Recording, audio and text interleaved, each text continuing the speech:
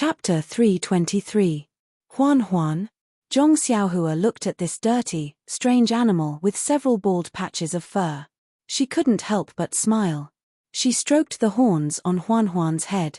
Those were two bald horns. Ji Xiaohua saw that Zhong Xiaohua didn't dislike Huan Huan and became happier. Zhong Xiaohua was about to ask him, but Old Man Hao said, "Xiaohua, you accompany the young master. I'll take Huan Huan back." Xiaohua smiled and said, "The young master said he wanted to go to my house. Let's go together." Then she turned to Zhong Xiaohua and said, "Young master, put your sack on the firewood. Huan Huan is very strong. She can carry it." Hearing this, Zhong Xiaohua's heart moved. She didn't show anything strange on her face. She reached out to pick up the sack from the ground and put it on Huan Huan's back. Sure enough, the animal didn't seem to feel anything. As the three walked, Ji Xiaohua told Zhong Xiaohua about Huan Huan. It turned out that Huan Huan didn't belong to Old Man Hao. Last year, when Xiaohua went to the mountain forest outside the city to collect firewood, she picked it up from a ravine. When Ji Xiaohua met Huan Huan, the horns on Huan Huan's head had been cut off. There were also a few arrows on its body, leaving a lot of blood. It didn't look like it would live. Ji Xiaohua happened to have some wound medicine with her. She applied it on Huan Huan and brought it back little by little from the mountain forest. However, Ji Xiaohua and Madame Zhong weren't good at raising animals, so they handed it over to Old Man Hao. After treatment, it was finally saved. Ji Xiaohua named it Huan Huan. Xiaohua's family didn't usually need this animal, so they left it with Old Man Hao. Every day, it would help Old Man Hao carry some things. During the busy farming season, it would also help other people in the fields. At this point, Xiaohua's heart also moved, and she said sincerely, "Young master, Huan Huan is very good at carrying things, but I don't know if it's to your liking. However, it's not like a horse, it's good at running, and if you ride it." At this point, he couldn't continue. He really hoped that his Huan Huan could help Zhong Xiaohua, but if Zhong Xiaohua really rode this thing that was neither a donkey nor a horse, wouldn't she be ridiculed to death? Huan Huan seemed to be able to understand Xiaohua's words and was extremely unhappy. She struggled against the reins in his hands and let out a long cry to express her objection. Xiaohua Ji quickly patted Huan Huan's back to express her sympathy. Zhong Xiaohua was also depressed. Yes, who didn't like to wear bright clothes, ride a tall horse, and swagger through the streets? But even a tall horse couldn't carry a long sword. Even if Huan Huan could carry a long sword, if it couldn't run as fast as a tall horse, what use would he have for it? Right now, I just want to find a proper way to go home. Carrying such a heavy sword, even if I take a carriage, it's still inconvenient. I can only travel alone. Since I can't buy a horse, I can only travel alone. Alas, it's easy to use lightness skills in the forest where there's no one, but it's extremely inappropriate to use lightness skills along the main road. I've never heard of people in the martial arts world using lightness skills to travel along the official road in broad daylight. Yes, they don't use lightness skills to travel because they're afraid of exhausting their internal strength, but I'm not afraid. I have primordial stones to replenish the energy of heaven and earth.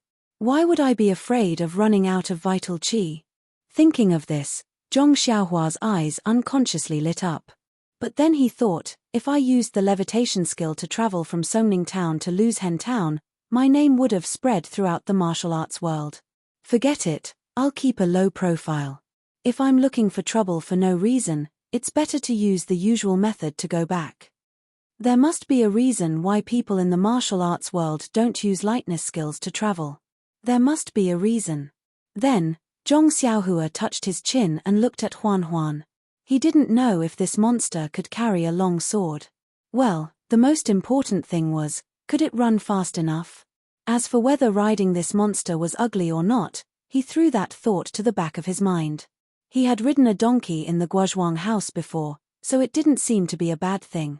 Thinking of this, Zhong Xiaohua asked tentatively, "Xiaohua Ji, how heavy can Huan Huan carry?" "Young master, you have to ask Old Man Hao about this. I've never used Huan Huan like this." Old Man Hao, who was walking slowly in front, turned around and said, "Young master, I'm not boasting, but Huan Huan is really the best animal I've ever seen. The mule squeaked when it carried a little bit of firewood, but Huan Huan didn't respond at all. It's even good at plowing the fields. Not only can it walk steadily, but it also plows deeply. It often does the work of other cows for 2 days. Several farmers near the city want to buy it, but Xiaohua is unwilling to part with it. That's why I've been keeping it. After saying that, he sighed and said, "Actually, young master, to tell you the truth, how can this old man not know Xiaohua's thoughts? My house is so bare. If I have Huan Huan as my companion, it won't seem lonely. Moreover, I can use Huan Huan to carry firewood every day. When the farm is busy, Huan Huan can help me get some pocket money. If I sell Huan Huan, this old man's life will be more difficult." Xiaohua Ji blushed and said, "Old man Hao, I'm not so noble. When I saw Huan Huan plowing the fields, I wasn't in a good mood. I knew it didn't like plowing, so I didn't sell it. If it entered someone else's house, wouldn't it have to plow the fields every day?" Zhong Xiaohua smiled at the side and didn't say anything. The ugly Huan Huan seemed to like Zhong Xiaohua very much. As it walked, it rubbed against Zhong Xiaohua. It sniffed his body and snorted from time to time. After walking for a while, Zhong Xiaohua asked tentatively, "Xiaohua Ji, you like Huan Huan so much. If I want it, are you willing to sell it to me?" Xiaohua Ji stopped and slowed down. Looking at Zhong Xiaohua's seemingly serious expression, he panicked first. He lowered his head, looked at the ground, and then at the reins in his hand, and said, "Young master, you really want it, but Huan Huan can't run fast, but," he was a little incoherent, but then he raised his head, and his eyes became firmer. He said, "Young master, if you really want to buy it, give me more money. Old man Hao relies on Huan Huan to live." It seemed that Xiaohua Ji really didn't want to part with this ugly animal. His words were a little incoherent, but his heart couldn't stand Zhong Xiaohua. At the last moment, he was a little ruthless and made a decision. However, ordinary people would think that the previous refusal was just for the sake of the final increase in the price. After all, this animal was his, and old man Hao was just raising it for him. However, from the short contact just half a day ago, Zhong Xiaohua knew that although the scabby child in front of him loved money, he wasn't greedy. The last sentence was indeed the main point of his words, but it was indeed his heartfelt words. He would indeed give most of the money he used to buy the animal to old man Hao. Therefore, Zhong Xiaohua asked again, "Xiaohua Ji, but Huan Huan is yours. Why did you give the money to old man Hao?" Xiaohua Ji also asked strangely, "Young master, although Huan Huan is mine, I can't raise it. Old man Hao is helping me raise it. I have to give the money to old man Hao. What's so strange about this?" Zhong Xiaohua blinked, touched her nose, and thought, what a good child. Old man Hao, who was next to them, became vigilant and asked, "Young master, what do you want this animal for? Your family doesn't lack animals to farm, and you don't have to worry about the family's land. Why make the child unhappy?" Zhong Xiaohua quickly said, "Old man Hao, don't blame me. I was just joking with Xiaohua Ji. What I need is a fast horse. This ugly animal isn't a horse. What do I want it for? Don't you think so, Xiaohua Ji?" Hearing this, Xiaohua Ji said embarrassedly, "Young master, are you really joking with me?" Seeing Zhong Xiaohua Ji nodding affirmatively, she was relieved and said with a smile, "I really thought that young master liked Huan Huan. Look at its rotten body. How can it be worthy of young master?" While speaking, her eyes were a little absent-minded and flashed with guilt. She quickened her steps and led Huan Huan forward. Not long after, the three of them arrived at the south of the city. Old man Hao's house was close to the street, but it was also shabby.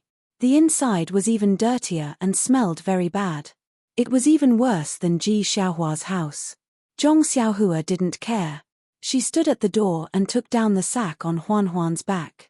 When she wanted to help with the firewood, Xiaohua Ji wouldn't let her. She could only watch them, one old and one young, move the big bundle of firewood from Huan Huan's back with difficulty. I don't know how old man Hao got the firewood on Huan Huan's back outside the city. Zhong Xiaohua Ji sighed. When Ji Xiaohua Ji led Huan Huan to the corner of the courtyard where flies were everywhere and the stench was endless, Huan Huan wasn't as docile as usual. It stood on all fours like nails. No matter how hard Ji Xiaohua Ji tried, she couldn't move it at all. Later, Old Man Hao also joined in. The two of them tried together, but the odd beast only shook its head left and right. Its eyes stared at Zhong Xiaohua at the door and didn't move. Zhong Xiaohua also looked at it in surprise. Just now on the street, he read Huan's emotions. Perhaps it was just a momentary illusion. At this moment, the desire and unwillingness in Huan's eyes were reflected in Zhong Xiaohua's eyes. When Ji Xiaohua Ji saw this, she was so anxious that tears almost fell. Her small face flushed red.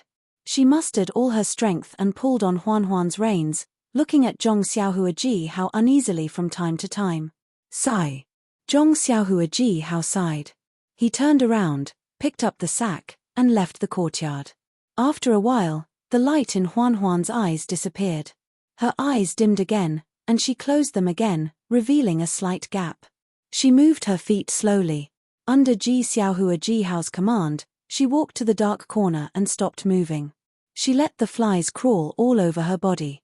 The donkey-like tail behind her was too lazy to move, let alone the swill in front of her that was already rotten. No matter what, she couldn't open her mouth. Ji Xiaohua Ji Hao clearly saw that in the corner of Huan's eyes, there was a sparkling and translucent teardrop. -3. Chapter 324. Zhong Xiaohua waited outside Father Hao's door for a long time before Ji Xiaohua arrived. Ji Xiaohua looked very listless. However, when she saw Zhong Xiaohua, she still forced a smile and said, "Young master, sorry to keep you waiting for a long time." Zhong Xiaohua waved her hand and said, "It's okay, it's okay." So Ji Xiaohua led Zhong Xiaohua back to Ji Xiaohua's shabby house. When they arrived at the door, Ji Xiaohua turned around and asked, "Young master, we're at my house. Do you want to go in?" Zhong Xiaohua nodded and said with a smile, "Yes, let's go in and talk." Ji Xiaohua was a little absent-minded. She pushed the door and went in without saying hello. Madame Zhong heard the movement inside and forced herself to be alert. She asked in a weak voice, "Xiaohua is back?" Ji Xiaohua was a little flustered and hurriedly responded, "Mother, it's me. I'm back." Madame Zhong coughed for a while and scolded, "You child, you didn't say anything when you entered the house. That young master has already left. Later, you and mother will go to Father Hao and let him talk to you again. The young master only gave you 10 or so coins, which can't be compared to the long-term income of the tea shed. You'd better go to the owner of the tea shed and admit your mistake. You can be beaten and punished, and then boil water for him. That. Mother, the young master hasn't left yet." With that, Ji Xiaohua looked at Zhong Xiaohua apologetically and walked into the shabby house. "What? He hasn't left yet, and you're back? Did you do something wrong again?" Ji Xiaohua's little face was a little red and said, "Mother, I didn't do anything wrong. The young master insisted on coming to our house." "Hey, the young master is here again. Why didn't you say so earlier? Xiaohua, come and help mother up." When Zhong Xiaohua heard this, she wanted to stop him, but after thinking for a moment, she stood there with a smile and didn't move. At this time, she heard Ji Xiaohua's voice inside the room, "Ayo, mother, why haven't you eaten the buns from this morning? It's already noon, you must be starving. I'll heat it up for you now." Then there was a burst of coughing, and then a gentle voice said, "Xiaohua, you must be hungry. Go and heat up the buns. You can eat them. Nyangqin just drank last night's corn. I'm not hungry at all. Mother, that rice stubble has been there for several days. It has a rancid smell. Didn't you say that you would throw it away today? That's why you didn't let me eat it." "It's okay." Nyangqin originally wanted to throw it away, but after smelling it, it was still edible. "That's why I casually ate it. It can resist hunger and thirst. Xiaohua hasn't eaten buns for a long time, so eat a little more. Nyangqin's body is the same, but you're different. You're growing." The mother and son's voices weren't loud, but Zhong Xiaohua heard everything clearly. She was moved, and carefully tasted the affection of licking her child. In this world, the mother's love for her son was really the same. She couldn't help but think of her distant mother. Inside the room, Xiaohua said again, "Nyangqin, try it." This is a snack from Tasting Tea Pavilion. The young master ate it at noon. I brought back the rest. Nyang Chin doesn't want to eat. You eat it. Nyang Chin ate it when she was young. It's a pity that you haven't eaten it yet. I ate at noon. Nyang Chin, the young master didn't eat a bite at noon. I ate it all. Nyang Chin, quickly eat a bite. After saying that, Xiaohua took out a piece from the neatly wrapped handkerchief and put it in front of her mother's mouth. Mrs. Zhong shook her head and said, Xiaohua, you eat it. Otherwise, you can eat it at night. Nyang Chin doesn't feel well and doesn't want to eat it. Xiaohua was a little angry, so she said, Nyang Chin, I know you can eat, but you want me to eat more. However, I'm already 9 years old. I'm no longer a child. Don't lie to me. If you don't eat, I won't eat. Seeing Xiaohua like this, Mrs. Zhong's tears almost fell. She forced a smile and said, Okay, Xiaohua, good girl. Nyang Chin will eat a bite, okay? Xiaohua, good girl. Inside the room, Ji Xiaohua didn't feel much, but outside the room, Zhong Xiaohua's heart was touched. When she was young, didn't her grandmother call her like this? For a moment, Zhong Xiaohua's eyes were blurred. Her homesickness became stronger. She wished she had wings on her back. With just one flap, she could return to the Guozhuang house and plant new soil for her grandmother's lonely small grave. Therefore, Zhong Xiaohua coughed a little in the courtyard and said, Auntie, can you come out for a moment and talk in the courtyard? When Mrs. Zhong heard this, she hurriedly said, Young master, please wait a moment. This lowly concubine will go out immediately. Young master has been waiting in the courtyard for a long time. Xiaohua also whispered, Ayo, Nyang Chin, I forgot that young master was in the courtyard. Mrs. Zhong sighed and said, Xiaohua, you are still young. Did you offend young master in the morning? Quickly, help Nyang Chin out. How could that be? Nyang Chin, there is no such thing. Xiaohua felt very wronged. You are just a child. If you didn't offend him, would young master come here? Mrs. Zhong didn't believe Xiaohua. As soon as they went out, Mrs. Zhong apologized. Young master, did Xiaohua offend young master in the morning? Or did she do something wrong? This lowly concubine will apologize on her behalf. Zhong Xiaohua hurriedly returned the courtesy and said, Auntie is too polite. I really didn't. Xiaohua is a good child. I am very satisfied with her. I came here to say goodbye to you. I also have something to tell you. Mrs. Zhong felt strange, but she still politely asked, Young master, you don't have to be polite. If this lowly concubine or Xiaohua can help, we will definitely help. Zhong Xiaohua thought for a while, organized her words, and then said, It's like this, Auntie. Xiaohua helped me a lot in the morning. He was very considerate. It was far beyond my imagination. Originally, I told him that I will give him 11 copper coins, but I suddenly changed my mind. When Mrs. Zhong heard this, she was somewhat puzzled. She thought, It's fine if you don't want to give money. But why did you say that my son did a good job? But if you want to give more, you should give him some tips. I really don't understand. She saluted again and said, Young master is too polite. If Xiaohua didn't take care of him well, you shouldn't give him any copper coins. Besides, you gave him steamed buns and snacks at noon. It's more than enough to pay for his salary. Zhong Xiaohua wrinkled her nose and said, Auntie, you misunderstood. I just want to give Xiaohua more money. Mrs. Zhong smiled and said, Young master, you don't have to. Didn't I just say that you already treat my family's Xiaohua well, so you don't need to spend too much money? Zhong Xiaohua said, Those are just casual things. I have to thank Xiaohua for what he did for me. You don't have to refuse. Mrs. Zhong smiled and said, In that case, this lowly concubine won't refuse. Xiaohua, come and thank the young master. Xiaohua stepped forward and saluted Zhong Xiaohua. Thank you, young master. Zhong Xiaohua nodded and said, You don't have to be too polite. Xiaohua, I'm very satisfied with what you did this morning. You wrote the route in detail. How can I let you pay for those copper coins? When Xiaohua heard this, her face became a little hot. Zhong Xiaohua continued to say, Your mother's health isn't good, so you have to take care of her at home.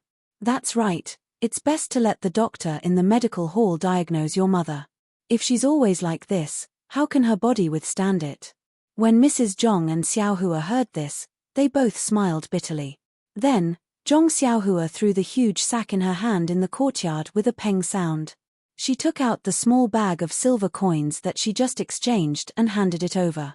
She said, "Auntie, this is what I want to give to Xiaohua. You can take it." Ah! Mrs. Zhong and Xiaohua were dumbfounded. Zhong Xiaohua looked at them and explained, "I originally wanted to give Xiaohua banknotes, but I thought that it would be suspicious for a child to take out banknotes. Moreover, if you have ingots of silver at home, wouldn't it be easy to attract trouble? That's why I went to the bank with Xiaohua and exchanged them for copper coins. There are 10 strings of coins in this sack and 5 taels of silver coins in this small cloth bag." Oh, when we were exchanging, Xiaohua was also present. He knows that these small taels of silver won't bring you any trouble. That's right. Based on Zhong Xiaohua's experience in Lu Town and Pingyang City, there were bound to be sinister people in this world. If Ji Xiaohua and Madame Zhong went out with 5 taels of silver, they would probably be targeted by some bullies or scoundrels before they could spend it. She was kind enough to help them, but she did not want to bring disaster to them for no reason. "Young master, you went to the bank to exchange copper coins for me?" Xiaohua looked at the unfamiliar young master in front of her in disbelief. She did not even know his name. "Yes, do you think that I have nothing better to do and exchange copper coins for fun? This thing is very heavy. It's 10,000 copper coins and you didn't even help me carry it," Zhong Xiaohua said jokingly. Young Master Xiaohua did not know what to say. "No. Young Master, we can't accept this money." When Mrs. Zhong saw this, she did not hesitate and said resolutely, "I still want to bring Xiaohua with me. Please don't be like this." Zhong Xiaohua knew that Mrs. Zhong had misunderstood and smiled. "Auntie, you misunderstand. I have no intention of bringing Xiaohua with me. He also knows that my home is not here and I still have a long way to go. Moreover, to be honest, I'm not some rich young master and don't need anyone to serve me. So don't worry, Xiaohua will still be by your side. But, young master, you are so kind to us. Why are you doing this for us?" Mrs. Zhong really did not understand. If it was an older person, she could understand that it was because he coveted her beauty. Not to mention that her appearance was not outstanding, this young master was still too young. If he wanted to buy her child was not worth so much money. She didn't want to take the money, but the poor had no ambition. She deeply understood the difficulties of a poor family. It was one thing for her to suffer, but she had to watch her child go out before dawn every day and come back late at night. Her child was bullied in other people's tea shed. Although he didn't say anything, she still heard his cries at night and felt pain in her heart. -3. Chapter 325. But now, right in front of her, someone suddenly threw out so much money for no reason. He only said that he would give it to them without asking for anything in return. How could she refuse? In fact, even if this person had some ulterior motives, she would still consider it carefully. But the young man in front of her actually said that this was a free lunch. Madame Zhong felt like she was hit in the head by a pie in the sky. She felt dizzy. She tried her best to stop coughing and stared straight at the young man who was taller than her by a head. She stared at his pure eyes. After a long while, she felt a little disappointed. Those pure eyes were like the white blue sky. Even clearer than the blue sky. In that purity, she could see the hot blood in the young man's heart. This time, Madame Zhong really believed that this young man didn't ask for anything in return. She just somewhat believed. Xiaohua, who was next to him, excitedly confirmed again, "Young master, you really want to give all this money to this little one? Really?" Zhong Xiaohua turned his head to look at the young man with a scabby head and said with a smile, "Of course, it's true. When you came to the tea house to eat snacks, I had already decided." When Xiaohua heard this, he jumped up in an instant and cried, "Young master, I'm sorry, I was wrong, I misunderstood you. Wait, really, wait." After that, he shook off his mother's hand and rushed out of the yard. Xiaohua Madame Zhong shouted loudly. She didn't know what her son did wrong and what he was going to do. Zhong Xiaohua was also surprised at first, but after all, he had his divine sense. After a slight sweep, the corner of his mouth showed a trace of a smile. Seeing her son run out, Madame Zhong coughed for a while and asked, "Young master, there is no free lunch in this world. Do you really want to give us so much money for no reason?" Zhong Xiaohua sighed and said, "I know that you won't believe me no matter what I say. Even if it's me, if someone suddenly gives me so much money for no reason, I will also hesitate. Perhaps only a few years ago, when I still haven't walked out of the farmland, I will foolishly believe in such a good thing. Young master, why don't you tell me, maybe I will believe you." After thinking for a while, Zhong Xiaohua said, "Actually, it's very simple. I'm not the young master of a rich family like you think. I'm the same as you. Oh, I'm a bit worse than you. You live in the city, my home is in the countryside. As for me, I haven't seen my mother for several years. Seeing Xiaohua Ji has such a good relationship with you, it reminds me of my mother. If I were Xiaohua, of course, I would be happy." Madame Zhong listened thoughtfully. Zhong Xiaohua continued, "In addition, Xiaohua Ji really helped me a lot. He may not know it himself, but he really helped me a lot. I really don't know how to express my gratitude. If I have any panacea, I will not hesitate to let you take it, but I don't. I only have some money, but I really don't dare to give you more money, so I can only give you this little. Ah! Just in one morning, my Xiaohua Ji helped you so much?" Madame Zhong didn't believe it. It was just a root, how could it be worth such a big fuss? Zhong Xiaohua smiled and said, "Yes, it's really like this. If you don't accept my gratitude, it will have a great impact on me. So, aunt, for me, you have to accept my kindness." How could Madame Zhong believe these words? She only thought that Zhong Xiaohua was making excuses. But she didn't know that these words were really true and there was no exaggeration. "Of course, there is another reason." Zhong Xiaohua was about to say, but a smile appeared on the corner of his mouth. It seems that Xiaohua Ji is really a good child. While Madame Zhong was puzzled, Xiaohua Ji held Huan and walked to the door. Xiaohua Ji put Huan outside the door and walked in with tears on his face. When he saw Zhong Xiaohua, he was even more sad. He cried and said, "Young master, this little one didn't know that young master was so good to this little one. You treated this little one like this, but this little one still hid it from you. I really can't stand it." Zhong Xiaohua patted his shoulder and said gently, "Ji Xiaohua Ji, don't be like this. I want a horse, not a cow that can carry things. Although Huan can carry things, it may not be able to carry the things I want to carry. Moreover, it can't run fast. Besides, a gentleman doesn't take what others like. You should keep Huan for yourself." "No, young master, Huan can run. Really, it runs very fast." "Hey, really?" Zhong Xiaohua looked at Huan who had just been washed outside the courtyard and didn't dare to believe it.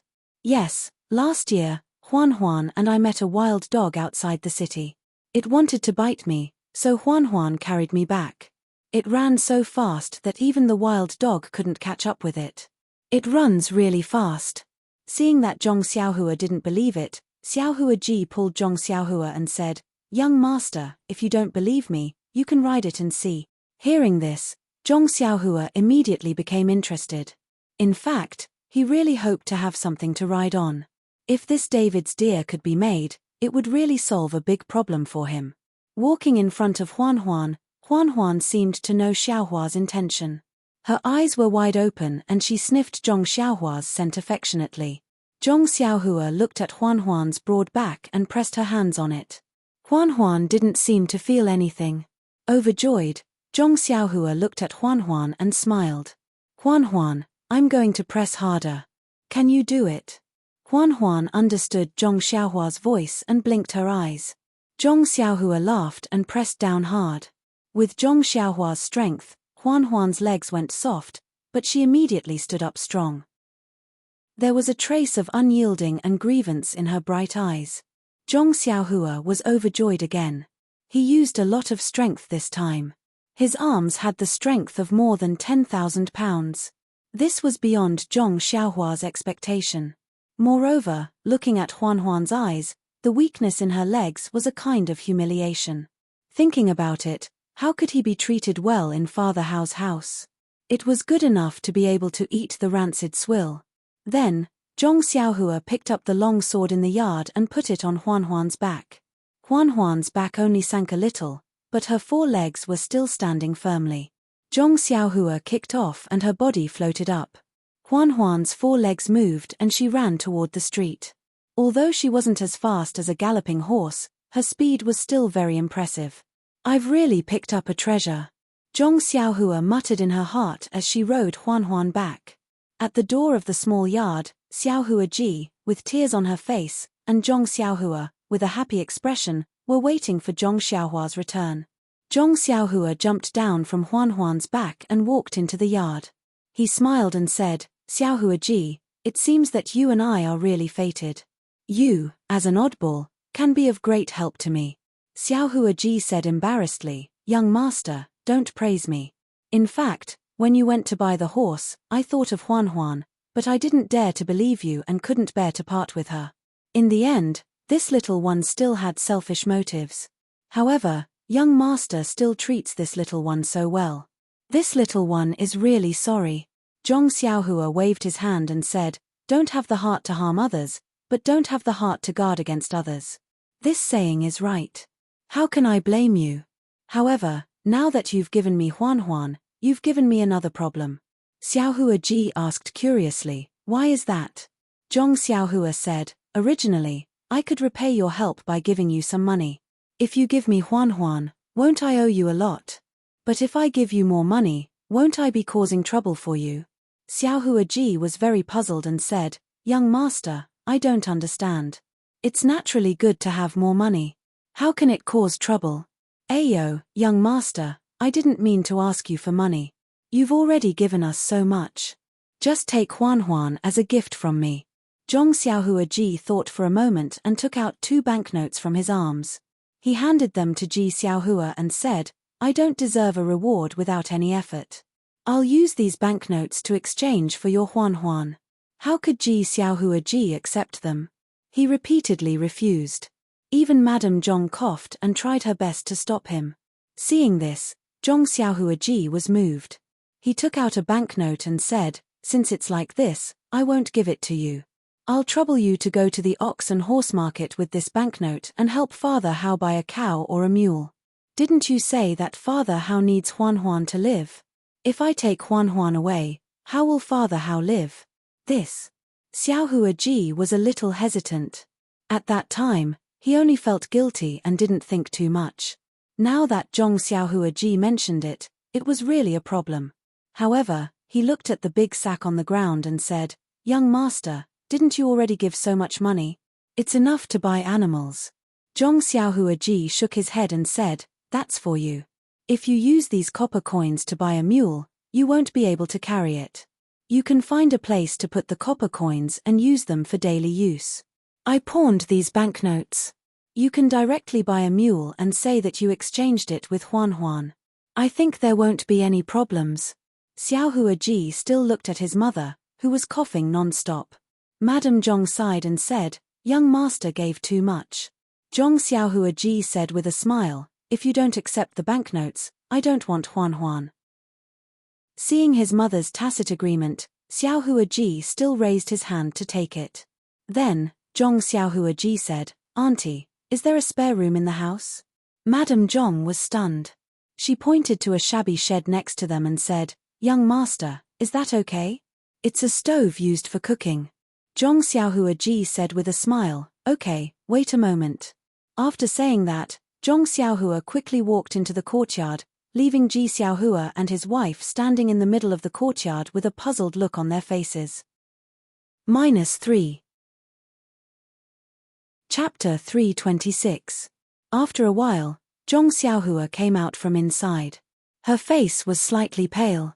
She held a small piece of white jade in her hand and handed it to Ji Xiaohua. She said, "Ji Xiaohua, this is your reward for giving me Huan. Oh, don't refuse first. You must accept this. Just now, I told your mother that I don't have any panacea that can cure your mother's illness, but I suddenly remembered that I have an old piece of jade that can cure illness.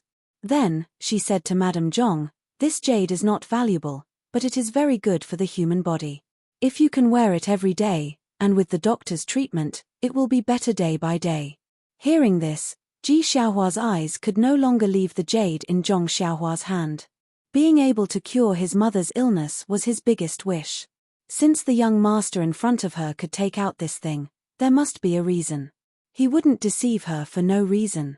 As for Madame Zhong, she looked at the jade and then looked at her son. Unconsciously, she didn't have the courage to refuse. Seeing this, Zhong Xiaohua stuffed the jade into Ji Xiaohua's hand and said with a smile, in that case, I won't stay any longer. I hope that auntie will recover soon. Then, she turned to leave. Madame Zhong shouted, young master, what is the reason that you didn't say just now?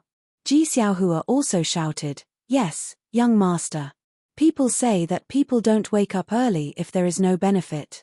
This little one also doesn't have a beautiful older sister or younger sister. Why are you so good to me? Ha ha ha. Zhong Xiaohua laughed and floated up. Her figure flew over the low wall of Ji Xiaohua's house and landed on Huan's back outside the door. Zhong Xiaohua sat cross-legged and urged the 4 odd beasts. When Ji Xiaohua and her mother arrived at the door, they heard Zhong Xiaohua's voice from a distance. The reason is very simple. Because I am also called Xiaohua. However, I am called Zhong Xiaohua. Seeing Zhong Xiaohua's figure gradually disappear, Ji Xiaohua's heart actually had a desire to chase after her. However, hearing her mother's heart-wrenching coughs, how could he take a step forward? It wasn't that he didn't think that Zhong Xiaohua was an unusual person. He knew that the long sword that was too heavy to lift was extraordinary. Now, he actually saw him fly over the wall like a bird. He knew that he was more magical than he thought. Pingyang City, Lu Town, Huanxi Manor, Zhong Xiaohua. Ji Xiaohua muttered and memorized the route map he gave Zhong Xiaohua in her mind. Then, she turned around and supported her mother. Mother, you should go back to the house. The wind is strong outside. After entering the courtyard, she took out the jade and handed it to her mother. Mother, you should go back to the house and find a string to string it with you. Young master, yes, young master Zhong said that it is useful, so it must be useful. Madame Zhong had seen Zhong Xiaohua's qinggong before, so she naturally believed in Zhong Xiaohua's words. She reached out to take the money, but their gazes immediately fell on the large pile of copper coins in the courtyard. With Ji Xiaohua, a 9-year-old child, and Madame Zhong's body that had been ill for a long time, it was extremely tiring to move these 10,000 coins into the house and hide them in a secret place. However, doing this kind of work was tiring but happy. Zhong Xiaohua sat cross-legged on Huan's back. Huan was so happy that it could jump up and walk quickly along the main street of Songning Town, heading out of the city. Huan walked very steadily. Zhong Xiaohua didn't feel any bumps at all on its back. Huan walked very quickly, not much slower than an ordinary horse. However, the people on the street were all pointing fingers at Zhong Xiaohua. That was because Huan, which didn't look like anything, carried a large pile of firewood back from outside the city every day. Many people had seen it with their own eyes. Huan's stinky body and strange appearance were obvious to all. Now, there was a young person sitting on it, and Huan was running quite happily. How could people not be surprised? There were even people who covered their mouths and sneered. However, this is also good. So many people saw me ride Huan out of the city. When old man Hao or Xiaohua go to buy a mule or a cow, it'll be a good excuse. At this time, Zhong Xiaohua was still thinking about the safety of Ji Xiaohua and the others. It had to be said that Zhong Xiaohua had indeed matured and grown up. She was worthy of his tall and thin stature. Zhong Xiaohua had already memorized the route on the white cloth that Ji Xiaohua gave him. When they arrived at the city gate, he got off the odd duck. After asking the passers-by carefully, he sat on the odd duck again and patted Huan's head. The odd duck immediately galloped away, leaving behind many people at the city gate who were pointing and gesticulating. On the spacious road, there were few pedestrians, but Huan ran very happily. Its eyes were full of excitement, and its 4 hoof-like feet kept exerting force. It seemed that this kind of galloping days was the life it wanted. However, after a long while, Huan's speed didn't slow down, but there were some slight beads of sweat on its neck. Zhong Xiaohua was very considerate and noticed it. He patted its head slowly with his hand. Huan really understood his meaning and slowed down its pace, moving forward leisurely. This Huan is really a strange creature. No, what kind of animal is this odd duck? Not only can it carry thousands of kilograms of things, but its speed is also not much slower than a horse. The most rare thing is that Huan seems to understand my intentions. I don't need to speak. As long as I pat its head, it immediately knows my thoughts. Can such an animal still be called an animal? Even if it's called a spiritual beast, it's still worthy. It's just that this spiritual beast has been spoiled by Old Man Hao. It only knows how to carry firewood all day long. What it eats is even worse than a pig's. God has pity on it. It's really a pearl covered in dust. If I didn't happen to meet it, wouldn't Huan die of old age in the pigsty? Thinking of this, Zhong Xiaohua couldn't help but stroke the back of Huan's neck. Huan seemed to understand Zhong Xiaohua's meaning. It let out a long howl that split the sky, full of joy. Zhong Xiaohua smiled and said, "Let's go, Huan. I'll call you Huan in the future. If you follow me, I won't treat you unfairly. Oh, I forgot to ask Xiaohua what to feed you. You haven't eaten properly for many years, so I have to take good care of you. Otherwise, you'll collapse from exhaustion before we reach the Guozhuang house. That would be very bad." Huan was also happy to hear this. It growled in a low voice, but it didn't know what it wanted to express. Its feet didn't stop and it worked even harder. Presumably, it was also looking forward to the delicious fodder in a while. Although Huan hadn't run for a long time and its physical strength was limited, they reached the western outskirts of Songning town by the time the sky turned dark. There were very few people. The forest by the roadside and the distant hills all revealed a kind of silence. The time for all living things to rest was coming. At this time, Zhong Xiaohua was somewhat regretful. It didn't matter to her. She had already abstained from eating, so it didn't matter whether she ate or not. However, she didn't know if Huan could persist. She wanted to be free and unrestrained, so she just patted her butt and left, leaving behind the admiring stars of others. But now, she was in the middle of nowhere, so it wouldn't be too late to stay in town and leave tomorrow morning. However, at the thought of her mother who was far away, Zhong Xiaohua's heart was burning. How could she be willing to stay in this unfamiliar place for a moment longer? Just as she was thinking, she heard the crisp sound of a bell from the turning mountain on the quiet main road. Then, there was the noisy sound of horse hooves and a few people talking loudly. "Old Man Shu, don't tell me you've made a mistake. We've been waiting at the intersection for a whole day. If that kid didn't leave earlier than us or stayed in town, it's also possible that he didn't fall for your trick and left by the side road." A voice that Zhong Xiaohua was familiar with sounded, "That's impossible. That kid walked when he was young. If he went to Pingyang City, he would definitely buy a horse. I came straight to you after coming out of the tea shed. I've been waiting here since early morning. How could I let him leave in advance? It's also impossible to leave by the side road. When I passed by the pub, I asked the bystanders and they said that this is the way to Pingyang City. It's almost the same as what I said. However, the road that I gave him in the end was to head north and the correct route was to head south. But this fork in the road is still the same. Millimeter, from what Old Man Shu said, he must still be resting in one of the inns in town. Hehe, Xiao Jing, when we reach the town, go and find out where this young master is hiding. We'll go and get him out tonight. First, we'll take the banknotes from him, then we'll chop him clean and throw him into the sea. Oh yes, Old Man Shu, are your eyes playing tricks on you? Is this really a rich young master? Of course. Don't you trust my judgment? Just based on the retro robe that he's wearing, it's estimated that it's worth dozens of silver taels. Those few people spoke very loudly and didn't have any intention to care about others. The few horses turned and rushed towards Zhong Xiaohua. Those few people were also stunned when they saw Zhong Xiaohua. They didn't expect that there would still be people walking on this road at this time. Unknowingly, They stopped talking and only the clack clack clack of the horses' hooves could be heard. From their words, Zhong Xiaohua already knew their intentions. She even used her divine perception to clearly see that it was Old Man Shu from the tea stall. But it was dusk at this time. With the alternating light and dark, ordinary people wouldn't be able to see clearly.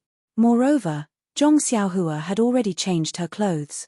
That Old Man Shu was still thinking about Zhong Xiaohua's retro black robe and naturally didn't recognize him immediately. It was just that when they neared, someone couldn't help but ask in surprise, "Eh? Isn't this Old Man How's broken donkey from the south of the city? Why is it being ridden out by this person? Can this donkey be ridden? It's usually used to carry firewood." At this time, Old Man Shu also saw Zhong Xiaohua's mocking expression. He was stunned and thought in his heart, "Why does this young man look so familiar?" Immediately, he laughed and said, "Ha ha ha, there's a road to heaven but you can't, there's no door to hell but you still bump into it. Brothers, this is the rich young man I was talking about." The leader of the villainous men also laughed and said, "No wonder, so he changed his clothes. He must have known that Old Man Shu was lying." While they were talking, the other two had also surrounded Zhong Xiaohua from the side. Zhong Xiaohua was completely surrounded in the middle. Chidian Chinese website welcomes all readers to read. The latest, fastest, and hottest serial works are all at Chidian Original. -3. Chapter 327. Looking at the four people surrounding her, Zhong Xiaohua didn't seem to panic. She was still sitting cross-legged on the back of the David's deer. The four people looked at each other and pulled out their padao from their waist. Old Shu grinned and said, "This young master, seeing that your skin is so soft and tender, I won't torture you anymore. Quickly obediently hand over all the banknotes on your body, then I will give you a quick death.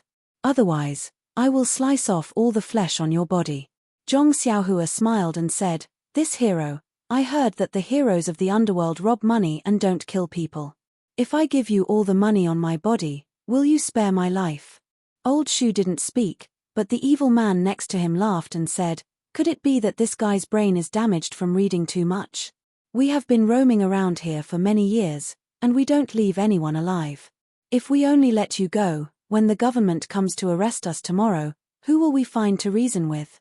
The two people behind him also said, "A few days ago, there was also a scholar who talked to us about benevolence, righteousness, and morality. He also advised us to turn over a new leaf. But when we cut off his finger, he kept calling us grandpa and begged us to let him go. Boy, don't tell me you also don't want to be tactless. Hurry up, before the sky is completely dark, let me give you a quick death. I can also find a place to bury you and let you have a place to rest." Seeing that Zhong Xiaohua was still calm and collected, the evil man said, "Xiao Jing, you go and help this young master on his way. We are in a hurry. Most likely, the banknotes are on his body. We will find them in a while." The people behind Zhong Xiaohua raised their padao and chopped over without hesitation. Seeing this, Zhong Xiaohua didn't move. He only took out an item from his bosom. It was hard to see clearly in the darkness. Moreover, the item disappeared as soon as it was taken out. Then, Xiao Jing, who had raised his saber to hack at Zhong Xiaohua, fell to the ground with a putong sound. The padao also fell to the ground with a clang sound. The evil man and Old Shu were on the other side, so they couldn't see clearly. However, the person next to Xiao Jing clearly saw a black light fly from Zhong Xiaohua's side and hit Xiao Jing's throat. Xiao Jing immediately fell off his horse, and the black light shot towards him like lightning. The evil man was shocked and said, "What kind of sorcery is this?" Before he finished speaking, the black light was already in front of his eyes. He didn't have time to dodge and immediately fell to the ground. Seeing the two people opposite them fall from their horses, how could the evil man and Old Shu not know that they met a tough opponent? They immediately turned their horses around and didn't care about each other. They patted their horses and left. Zhong Xiaohua laughed at the back and said, "Since you came, why leave?" She pointed her finger.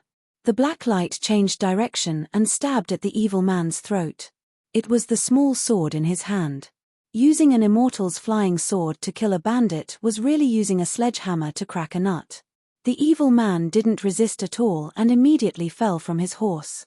But this delay allowed old Shu to run far away. The David's deer couldn't hear Zhong Xiaohua's signal. It had already swung its hooves and directly chased after them. Unexpectedly, it wasn't the slightest bit slower than the fierce horse. Zhong Xiaohua laughed and said, "You are really anxious.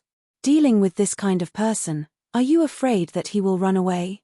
It's just that, since it's convenient, you can run away." Hearing this, Huan ran even faster. Not long after, it had already caught up. Zhong Xiaohua sat steadily on the back of the David's deer and said slowly, "Old Shu, you have killed so many people. Don't tell me you are not afraid of retribution." How could old Shu dare to slow down his horse? While running, he begged for mercy. "Young master, I have eyes but failed to recognize Mount Tai. Today, please spare my life. I will immediately put down my butcher's knife and become a Buddha. Tomorrow, I will accumulate virtue and do good deeds. I will be a good person. What do you think?" Zhong Xiaohua said, "When you killed people, did you think about today? When you wanted to kill me just now, did you think about today? Heaven is watching. It's not that you won't get retribution, it's just that the time has not come. When the time comes, you will definitely get retribution." After saying this, Zhong Xiaohua patted the head of the David's deer again. Huan ran even faster. It had already passed old Shu and went forward. Old Shu was overjoyed. He immediately pulled the reins of the horse and slowly moved away from Zhong Xiaohua. He cupped his fists and said, "Many thanks to the hero for letting me go. I will go back. Tomorrow, I will open the barn to provide food to the poor." In his heart, he thought, "This person is really strange. Do you think this is a horse race? Once I stop, you will overtake me." Who knew that Zhong Xiaohua's leisurely words came from the front? "You bastard, when did I say I will let you go? If I let you go, what will the scholar who was tortured to death by you 2 days ago think? What will the people who were killed by you all think? I have already said that it's not that you won't get retribution, it's just that the time has not come.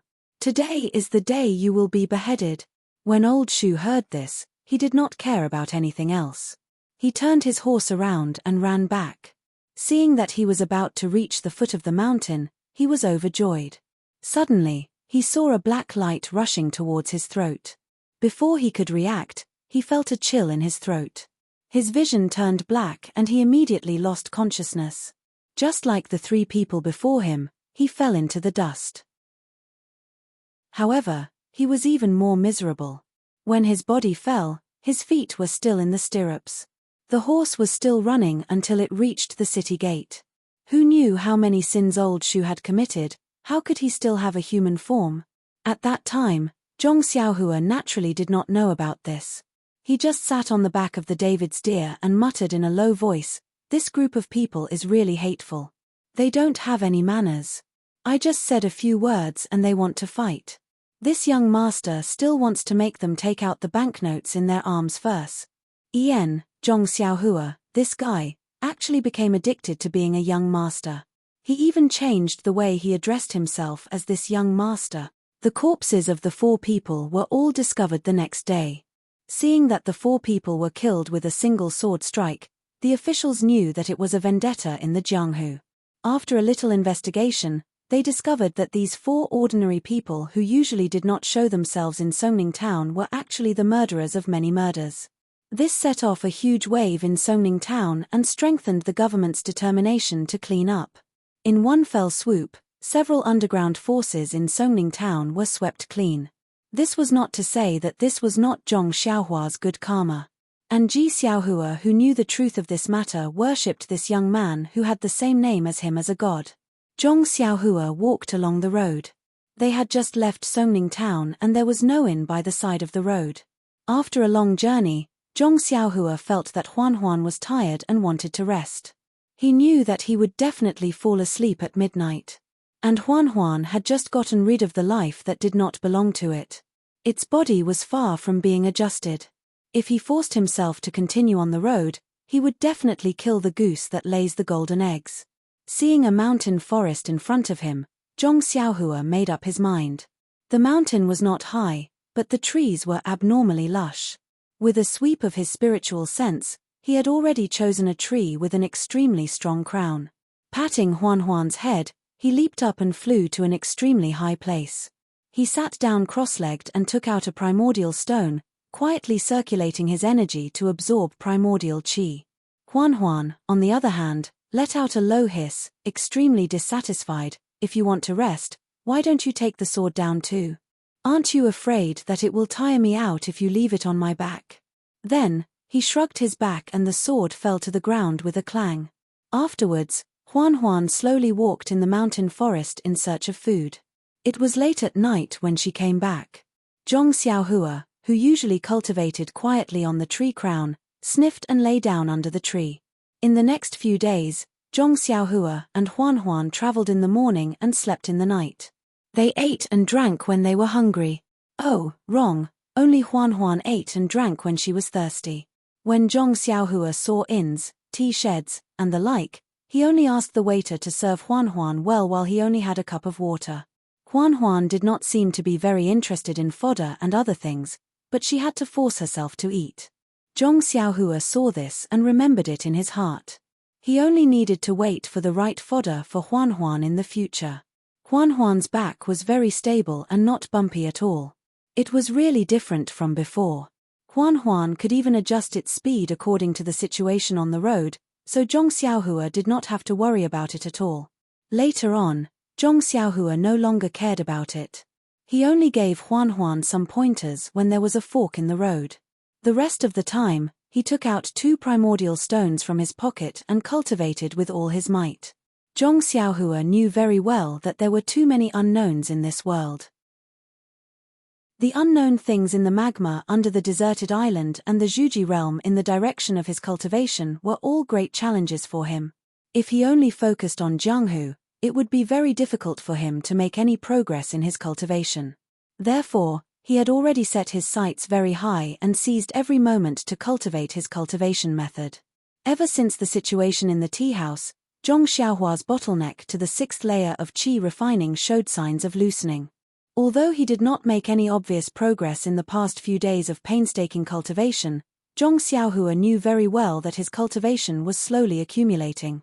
Once he reached a certain level, he would definitely be able to reach the peak of the early stage of qi refining in one fell swoop.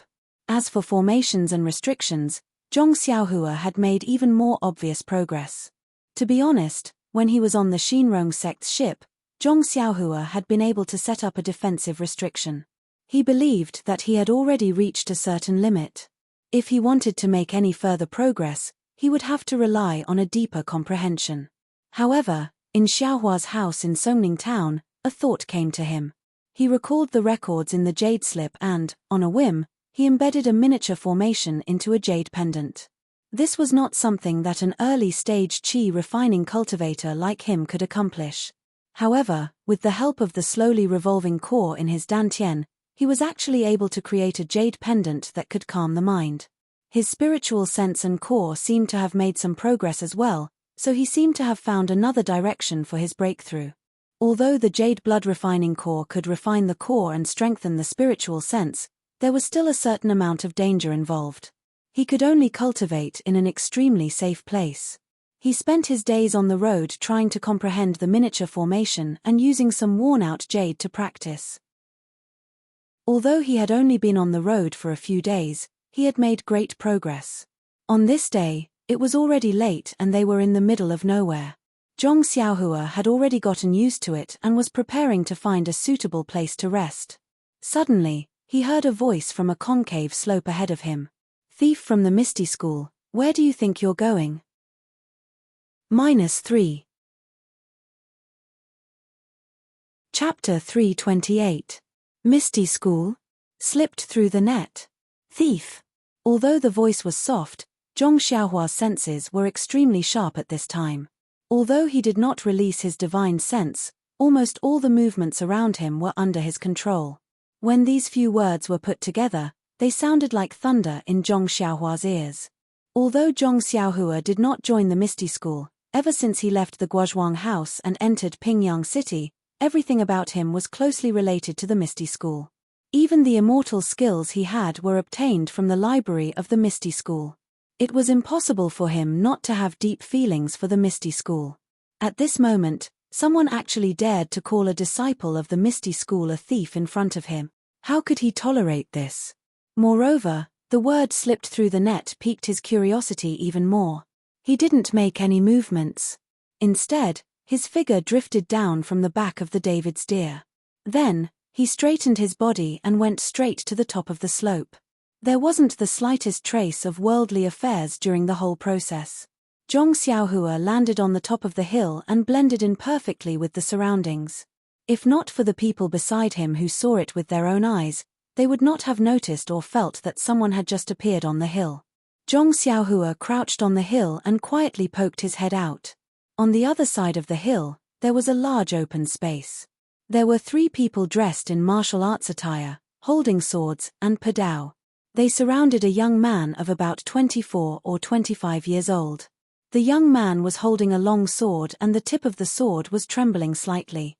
His brocade robe was already in tatters and flesh could be seen in many places, revealing blood-red wounds.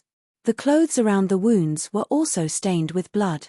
The young man was already at his limit under the siege of the 3 people, but he still did not give in. At this moment, the 3 people seemed to be interrogating him for something before they could take a break. One of them laughed and said, "Misty School boy, we've been following you for so long. We didn't expect you to see through us. Hehe, you're not going to run anymore?" That person didn't answer. He only took the time to adjust his breathing and recover the internal energy he had expended. Another person sneered, "Don't waste your time. Do you think we can't tell what you're doing? Even if you have full inner strength, how can you be a match for us brothers?" The last person continued, "It's better to let him rest. In a while, he can use ethereal steps to escape from our hands and back to their nest." Hehe, that's perfect. We're following behind him. Isn't it because we want to know where his lair is? Hearing their words, Zhong Xiaohua's frown deepened. What's going on? At this time, the young man from the Misty School seemed to have seen the situation clearly. He stopped adjusting his breath and lowered the tip of his sword. He smiled and said, "The rumors in Jianghu say that the Alliance of the Righteous Path is named after the Righteous Path. Presumably, they all say that they do things righteously and reasonably. Unlike today, they are outnumbered and have no sense of shame." Rumors in Jianghu? When the 3 heard this, they laughed and said, "Are you blind? How can you believe the rumors in Jianghu? Moreover, Jianghu has always respected strength. If your Misty School's strength was strong enough, the rumors in Jianghu would naturally revolve around your Misty School. How can you let others have something on you and let us destroy your entire school?" Buzz. Zhong Xiaohua's head was about to explode when he heard the sound. Destroy the school? Don't tell me the entire Misty School was destroyed by others. Then what happened to second brother? In an instant, Zhong Xiaohua thought of his second brother, Zhong Xiaohu. He was about to straighten his body and go down to ask about it. But his mind changed. The Misty School's destruction wasn't something that happened today. What's the use of being anxious now? It's better to wait and see. Sure enough, the disciple of the Misty School sorrowfully said, "If you want to condemn someone, you can always find a pretext. You've been drooling over my Misty School for a long time. You're just looking for an excuse to annex it. What martial arts secret manual? It's all a lie you made up. Hehe. Whether or not there are martial arts secret manuals is not something small people like us can know. In any case, your Misty School's destruction is an indisputable fact. Sigh, as expected of a school with an inheritance. Even when surrounded by us, you still managed to escape from Misty Mountain Villa. Brother, how have you been these 3 years of hiding your name and changing your surname? Why don't you obediently come with us to the Righteous Alliance?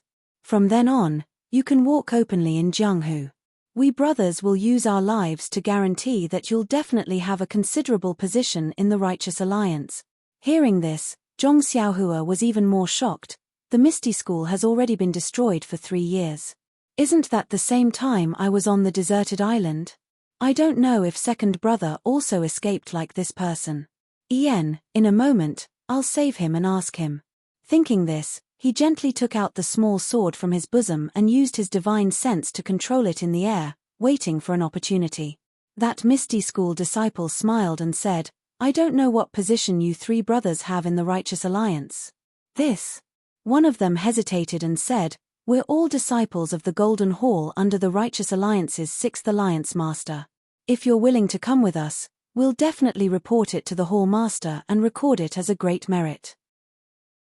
That misty school disciple thought for a moment and said, "It's not that I don't believe you three brothers, but your positions seem to be low. How can you guarantee that your little brother's life won't be in danger?" "You." One of them was somewhat angry, while the other smiled and said, "Little brother, you don't know. Our several sects have a secret agreement. As long as you're a disciple of the sect, as long as you're a survivor of the Misty School, oh, of course, if little brother has the intention to abandon the dark and join the light, then naturally I'm not talking about you. As long as you're willing to join any sect, then you can keep your life. If you can provide the whereabouts of others, then according to how many survivors you capture, you'll be rewarded. That's why my brother is so generous as to agree with you." "Oh, so that's how it is. See, you guys really put in a lot of effort. Little brother, since we've already spoken to this point, you can see that it's already late. Why don't you put down your sword and let us seal your acupoints and return to the hall with us? That way you'll be able to make a great merit for our sect." "Ari, fine. Since I've already fallen to this point, a fine bird chooses a tree to nest in. I have no choice but to make a decision." Finished speaking, that person turned the sword hilt and handed it over. That person in front of him smiled and said, "Little brother is really smart. If you've already done this, then why did you let us chase you for so many days?" Finished speaking, he stretched out his hand to take the sword hilt.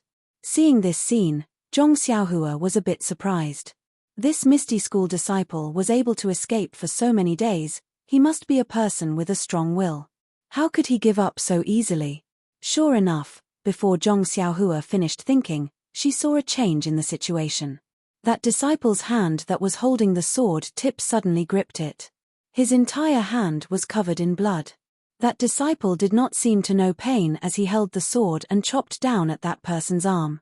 At such a close distance, that person could not react. His face changed greatly. Seeing that his arm was about to be cut off, at that moment, a sword suddenly appeared from the side and blocked that person's arm. A dang sound was heard as that Misty School disciple's sword was blocked. That disciple felt pain in his hand and lost his grip on the sword, causing the sword hilt to turn around. The Misty School disciple stretched out his left hand to grab the sword hilt as if he did not care about the blood flowing from his right hand. The Righteous Alliance disciple who used his sword to block the attack laughed and said, "Good brat, I knew there was something fishy going on. After being chased by us for so many days, how could he just surrender like that?" That disciple who almost had his arm cut off gritted his teeth and fiercely said, "Senior brother, don't talk nonsense. As long as we keep him alive, what can't we get out of him? Even if we can't get anything out of him, that's because of the other people's ability. As long as we take him down, it will be a great merit." The other two also laughed and said, "Junior brother is right." That Misty School disciple saw that there was no turning back and did not reply. Holding the sword in his left hand, he thrust it forward. The three people from the Righteous Alliance were already prepared. How could they let him have the chance? Both the sword and saber arrived. In just a few moves, that disciple's body had a few more wounds. If it was not for the fact that they wanted to capture him alive, he would have already died. Seeing this, that Misty School disciple swung the sword in his left hand and used a night battle in 8 directions to force the three people back. Then, looking at the night sky, he bitterly smiled and said, "Leader Oyu, this little one is a disciple of the Misty School in this life. I hope to be your subordinate in the next life." Saying this, he pulled the sword in his left hand back and was about to cut his own throat. Seeing this, the three people surrounding him were shocked. They hurriedly went up to stop him. But how could it be too late? At this moment of crisis, they saw an object coming from afar. A black light flashed and hit the sword in the Misty School disciple's hand. But with a catcher sound, that sword was actually broken into 2. Then, That object did not slow down and stabbed into the ground. In the darkness, it seemed like a dagger. Who? The three people from the Righteous Alliance were shocked and turned around to look. They saw that not far away on a hillside, a thin figure stood up from the ground. Then, he actually used Qinggong to fly on grass. Like a gust of wind, he floated down and in an instant, he was in front of everyone. At this time, everyone saw clearly that this was a slightly tall youth around 15 or 16 years old. That person entered the field and did not pay attention to the three people from the Righteous Alliance. Instead, he stared at the Misty School disciple and asked, "What did you say? What happened to the Misty School?" The ethereal sect disciple's sword was first broken by the flying dagger and the web between his thumb and index finger on his left hand was cracked. Then, he was shocked by the young man's superb lightness skill. Most importantly, the young man was so young. Seeing him staring at him and asking questions, he did not know what to say.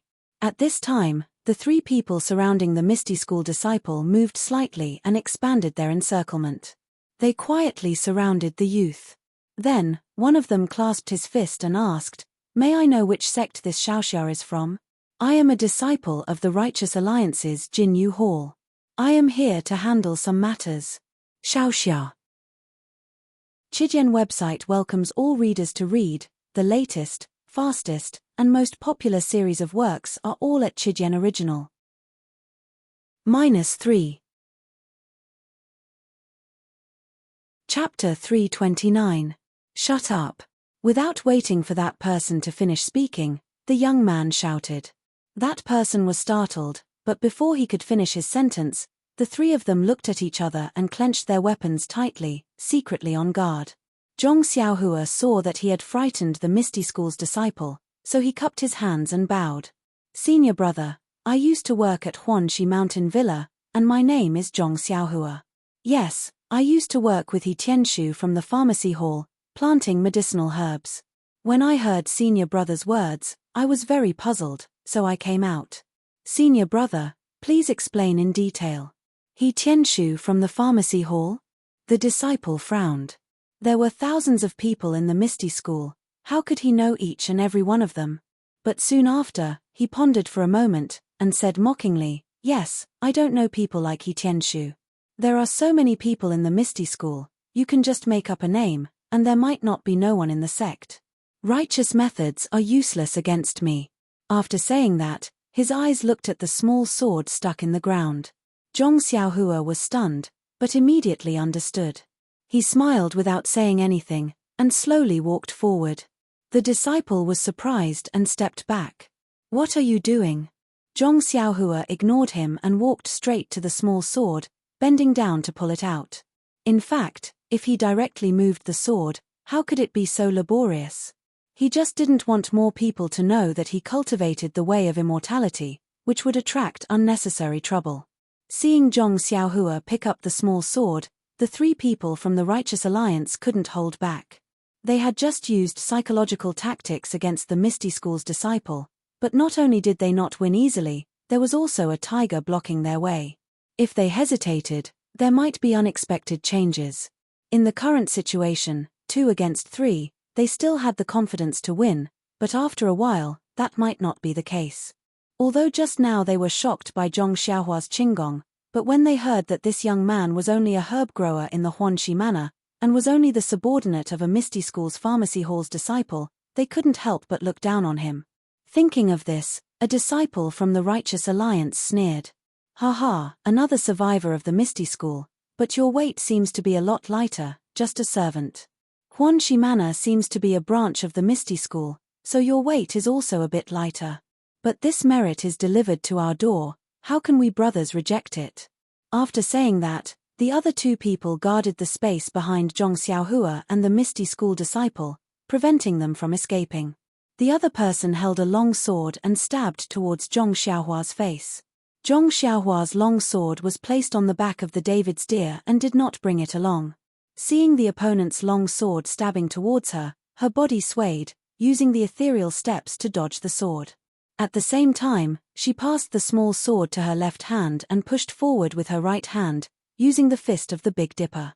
When the Righteous Alliance disciple saw that Zhong Xiaohua was so careless, actually not using a weapon and directly facing the enemy with bare hands, he was furious in his heart and directly slashed towards Zhong Xiaohua's right arm. Zhong Xiaohua did not panic, still using the ethereal steps to fight with him. After a few rounds, the long sword actually stained the corner of Zhong Xiaohua's clothes. Not to mention the Righteous Alliance disciple who was facing the enemy, the other three people were half happy and half worried. The two Righteous Alliance disciples were worried that the martial arts of this young man who appeared out of nowhere was actually so high. How was he a servant? He was even more powerful than the Misty School disciple just now.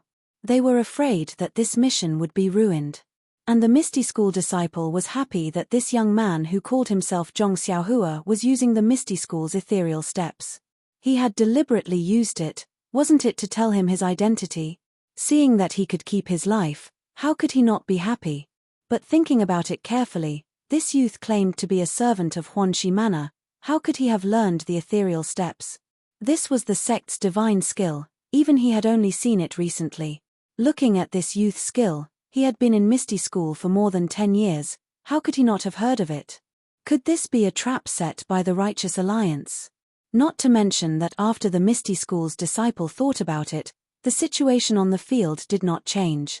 Zhong Xiaohua only used the Big Dipper fist and ethereal steps to tangle with the Righteous Alliance's disciple.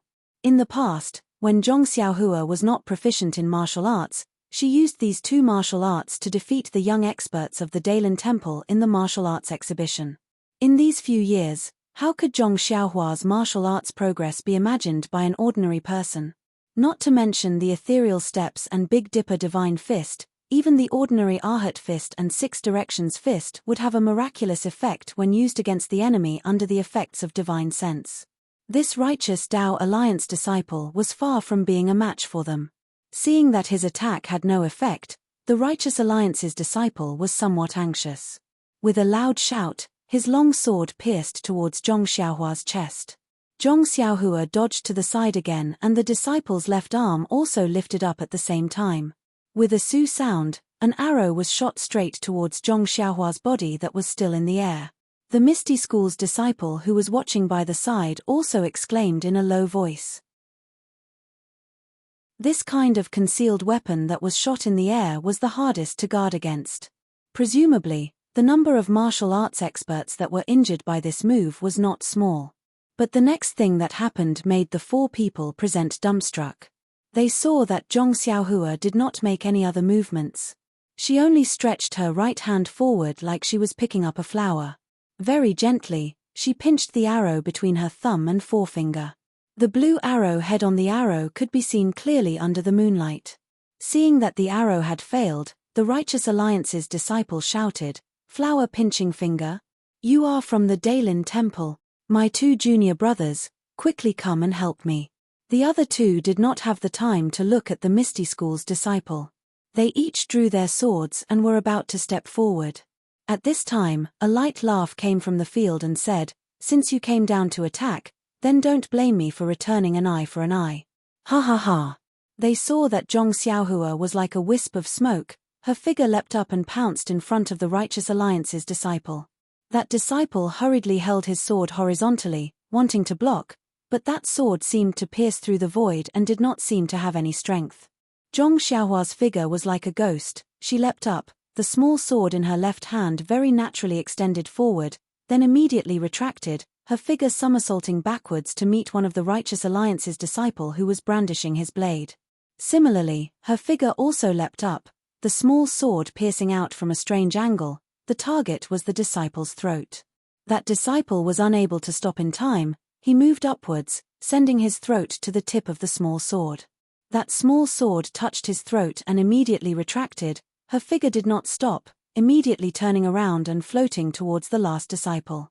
The last disciple was a smart one. Seeing that the situation was not good, he did not move forward at all. Instead, he leaned and leapt out of the field.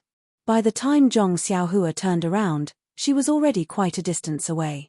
Zhong Xiaohua had already announced her name. Naturally she did not have any mercy. She used the levitation technique. Her body seemed to float in the air, floating on the ground. In a few blinks of an eye, she had already caught up to that disciple. She lifted her leg and lightly kicked that disciple's back.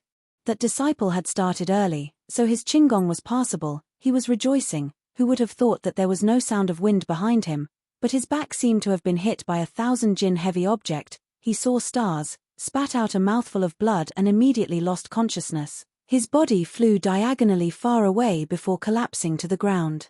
Zhong Xiaohua kicked out, no longer paying attention to him. She kept the small sword, clapped her hands, and walked back with a smile. That Misty School's disciple seemed to have seen a monster. He looked at the ordinary, thin-looking youth walking towards him in disbelief. He said, You. In the end, he did not finish his sentence. Zhong Xiaohua looked at him, sat cross-legged on the ground, and said with a smile, Senior, the annoying flies are gone. This world is quiet. You can tell me about the Misty School. Then, looking at his bloody right hand, he said, Senior brother, you'd better clean up the wound on your hand or the wound on your body. I don't have any experience in this area, and I don't have any medicine or anything like that on me. At this time, that Misty School's disciple came to his senses and said, It's fine, it's just a small matter. Brother, wait a moment, I can handle it myself. After that, this disciple methodically took out something from his chest, applied medicine on the wound on his body, hand, and other places. He was very skilled.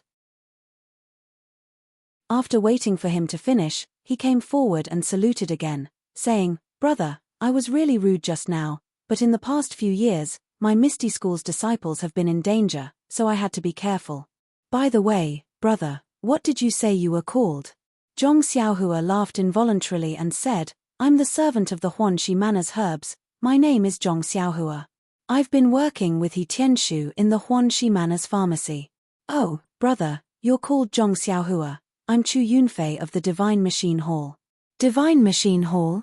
I have some impression of it, but I've only been to the Misty Mountain Villa a few times, so I don't know many disciples. Alas, in the current Jianghu, if there is no conspiracy, no one will admit that they are from the Misty School. My Divine Machine Hall is basically just a name now. Oh, by the way, brother, are you really the servant of the Huanxi Manor's herbs? But how can your martial arts be so high? Moreover, you can even use the ethereal steps of our Misty School? This. Zhong Xiaohua was a little hesitant. Seeing that Zhong Xiaohua was a little hesitant, Chu Yunfei quickly said, Brother Zhong, if you have any difficulties, you don't have to say it. Zhong Xiaohua smiled and said, There's nothing difficult about it. It's just that I had an agreement with sect leader OU earlier, so I couldn't tell you about it. However, I'm indeed from Huanxi Manor, and I've seen Qiu Tong and Manor Lord OU Yang. Is that so? Then I won't ask further. By the way, I just heard that the disciples of the Righteous Alliance said that the Misty School was destroyed. Where is Master OU now? How is the Huanxi Manor now? What's going on? I only heard a few words just now, and I'm confused. Senior brother, please clear my doubts. Chu Yunfei smiled bitterly and said, Brother Zhong, have you not been in Jianghu for a long time? Zhong Xiaohua nodded and said, Yes, I've been trapped in a place. After leaving the Huanxi Manor, I haven't been in Jianghu for 4 or 5 years. Alas, I see. Brother Zhong, the Misty School was destroyed 3 years ago. Master OU. -3. Chapter 330. Ah, really? But I don't know what happened. No matter what, the Misty School is still a big sect in Jianghu. How can it be destroyed just like that? Moreover, all the thousands of disciples in the Misty School died for the sect. Chu Yunfei bitterly smiled and said, In this world, there is no sect that can stand forever. My Misty School has been declining for a long time. To be able to stand for 10,000 years in this unpredictable Jianghu is already a miracle. I heard that a long time ago, there was an extremely powerful Shandao sect. It seemed to be 100 times stronger than my Misty School, but wasn't it also destroyed before us? However, less than half of the elite disciples of the sect managed to escape. The rest of the disciples died on the spot. Buzz. Zhong Xiaohua suddenly stood up and said in a trembling voice, Only less than half of the elite disciples managed to escape. The rest died for the sect. Then, Then did a disciple called Zhong Xiaohu manage to escape? Zhong Xiaohu? Chu Yunfei was dazed for a moment and said, Zhong Xiaohu, this name is very familiar. Let me think. Oh, I know. He used his connections to enter my Misty school. Later, he got lucky and was accepted by Martial Uncle Wen. Yes, it's that lucky guy. Did he also manage to escape? At this time, Zhong Xiaohua didn't care what other people said about her second brother. She hurriedly asked. No. Chu Yunfei decisively replied. Ah! Zhong Xiaohua exclaimed. She clenched her teeth and clenched her fists. Just as she was about to ask which sect attacked the Misty Mountain Villa, Chu Yunfei said another sentence. Zhong Xiaohua almost fainted. However, Zhong Xiaohu doesn't seem to have died. Ah! Zhong Xiaohua nearly fell to the ground with a thud. He thought to himself, senior brother, can you not speak like that?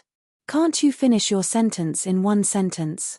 Zhong Xiaohua stepped forward and asked, then, where is Zhong Xiaohu now? Well, I'm not sure if Zhong Xiaohu is dead or not. This time, Zhong Xiaohua fell in front of Chu Yunfei. Even the Righteous Alliance's 3 experts hadn't been able to force back Zhong Xiaohua. But Chu Yunfei had done it. Zhong Xiaohua forced herself to get up and thought to herself, my senior brother from Misty School, can we be more specific? Although this little sweetheart of yours has been tempered with immortal cultivation techniques, it still can't withstand your torment. Seeing Zhong Xiaohua lose her composure, Chu Yunfei felt embarrassed and said, little brother, are you too tired? Those 3 Righteous Alliance's disciples are not ordinary experts. They have been chasing me for several days. If you are tired, you should take a rest first.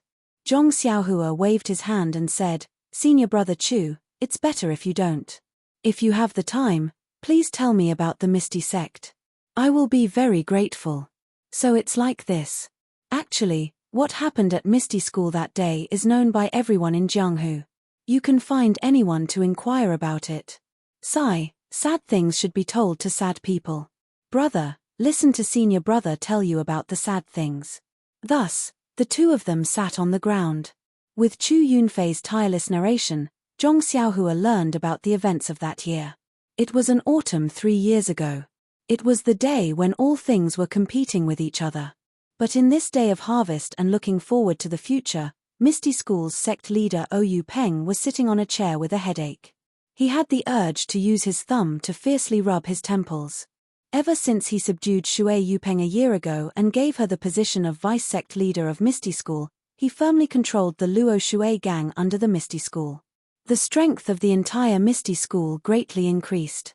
The results greatly stimulated the ambitions of the 6 Misty Tigers.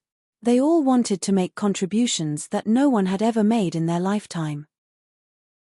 However, just as Oyu Peng finished organizing the resources of the Luo Shui gang, coordinated the water and land forces of the Misty School, and prepared to revive the immortal Dao and once again set his sights on Jianghu, he felt that it was difficult to move forward. Moreover, he had suffered an inexplicable setback. Let's first talk about the revival of the immortal Dao. Since he already knew that the heaven and earth Yuan Qi in this world was recovering, and at this time, he also discovered Zhong Xiaohua's Big Dipper Fist, which seemed to be an inheritance of the immortal Dao, and at this time, Oyu Peng almost thought that he was the godfather of the immortal Dao. He excitedly used an extremely cheap price to exchange for the manual of the Big Dipper Fist. At that time, he sent his eldest disciple, Zhong Chengyu, to impart the Big Dipper Fist to the only son of the deputy chief, Shui Tiantian. Although Shui Tiantian was only 4 years old, but he was considered to be a genius. In a short period of time, he was proficient in the Big Dipper Fist, and practiced the Big Dipper Fist no less than 5 times a day. Of course, since Shui Tiantian was a genius, and when Oyu Peng persuaded Shui Yupeng to join the Misty School, he also promised to teach him all the divine skills of the Misty School. At this time, he naturally couldn't hide anything from Shui Tiantian. Everything that could be taught was picked out for Shui Tiantian. Shui Yupeng was beaming with joy as she watched, and worked even harder for the Misty School. Shui Tiantian was like a sponge absorbing water, seriously absorbing the essence of the inheritance of the Misty School. Regarding the Big Dipper Fist, Shui Tiantian was quite knowledgeable. Although Shui Tiantian was only 4 years old, but he was also considered to be a genius. In a short period of time, he was proficient in the Big Dipper fist, and practiced the Big Dipper fist no less than 5 times a day. Of course, since Shui Tiantian was a genius, and when Oyu Peng persuaded Shui Yupeng to join the Misty School, he also promised to teach him all the divine skills of the Misty School. At this time, he naturally couldn't hide anything from Shui Tiantian. Everything that could be taught was picked out for Shui Tiantian. Shui Yupeng was all smiles as she watched, and worked even harder for the Misty School. Shui Tiantian was like a sponge absorbing water, seriously absorbing the essence of the inheritance of the Misty School. Ethereal steps, etc. Therefore, other than practicing 3 times a day in the morning, noon, and night, Shui Tiantian spent the rest of his time comprehending the ethereal steps and ethereal divine art. Although Shui Tiantian's progress in the latter two had exceeded Zhong Chengyue's and Oyu Peng's expectations, the two's attention was not on this. Instead, it was on the seemingly ordinary and error-filled Big Dipper magical fist technique. Shui Tiantian had been practicing the Big Dipper magical fist technique for more than half a year, but there was nothing abnormal about it. Other than his arm strength being slightly stronger than an ordinary child's, there was nothing else that could be seen. And you want to say that Shui Tiantian did not try his best to practice the Big Dipper magical fist technique? That was not right. The Big Dipper magical fist technique was the fist technique that he had learned. After mastering it, he did not give up and practiced it 3 or even 5 times a day. If it was any other fist technique, not to mention 3 times, even 1 or several times a day would not be a small number. After all, the people of the martial arts world still emphasized on internal strength. Could it be that this arm strength was the effect of the Big Dipper magical fist technique? Thinking about how Zhong Xiaohua's arms were different from an ordinary person's, Oyu Peng sometimes could not help but come to this conclusion. Later, when the Misty School recruited young disciples again in the 2nd year, Oyu Peng specially requested Zhong Chengyu to select a group of disciples with good talent and teach them the Big Dipper magical fist technique as a compulsory fist technique. However, the results were still not very obvious. It was similar to Shui Tiantian's situation. His arm strength had increased a lot, but there were no other abnormalities. In his disappointment, Oyu Peng thought of the missing Zhong Xiaohua. If Oyu Peng had not seen the exquisite moves of the Big Dipper magical fist technique, which were different from the current fist techniques, and the entire fist technique's attack and defense, Oyu Peng would not have felt sorry for the 1,000 taels of silver he had spent. This Zhong Xiaohua actually went missing as soon as she left the Misty School. She did not even do a good job in the after-sales service.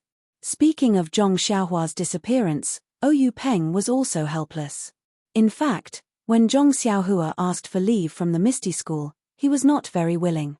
However, Zhong Xiaohua was not a disciple of the Misty School, and was also the subordinate of his own biological sister. It was not good for him to interfere. As for Zhong Xiaohu, it was just unintentional. Whether he went back or left the Misty School had nothing to do with Oyu Peng, so he naturally agreed very quickly. What Oyu Peng did not expect was that Zhong Xiaohu went back to the Misty School, but Zhong Xiaohua did not come back. What came back was the news of Zhong Xiaohua's disappearance. Oyu Peng was furious and almost wanted to slap Zhong Xiaohu to death. However, looking at Zhong Xiaohu's absent-minded and guilty face, he endured it again and again. However, he did not dare to be too loud and quickly sent a few capable disciples to inquire about the news. In fact, before Zhong Xiaohu returned to the mountain, he risked his life to inquire about Zhong Xiaohua in Shitsue Mountain. After he settled Li Jinfeng's family and waited for a day in Lu Town, he still did not see any trace of Zhong Xiaohua. He felt something was wrong and did not dare to return to the Guozhuang house. Instead, he went straight to Shitsue Mountain. Knowing that there was a tiger in the mountain, he still went to the mountain. His own biological brother was there, so why would he care about his own safety? At that time, he only blamed himself for not staying, but left his younger brother behind. He also blamed himself for not being able to stay for his younger brother because of his poor martial arts.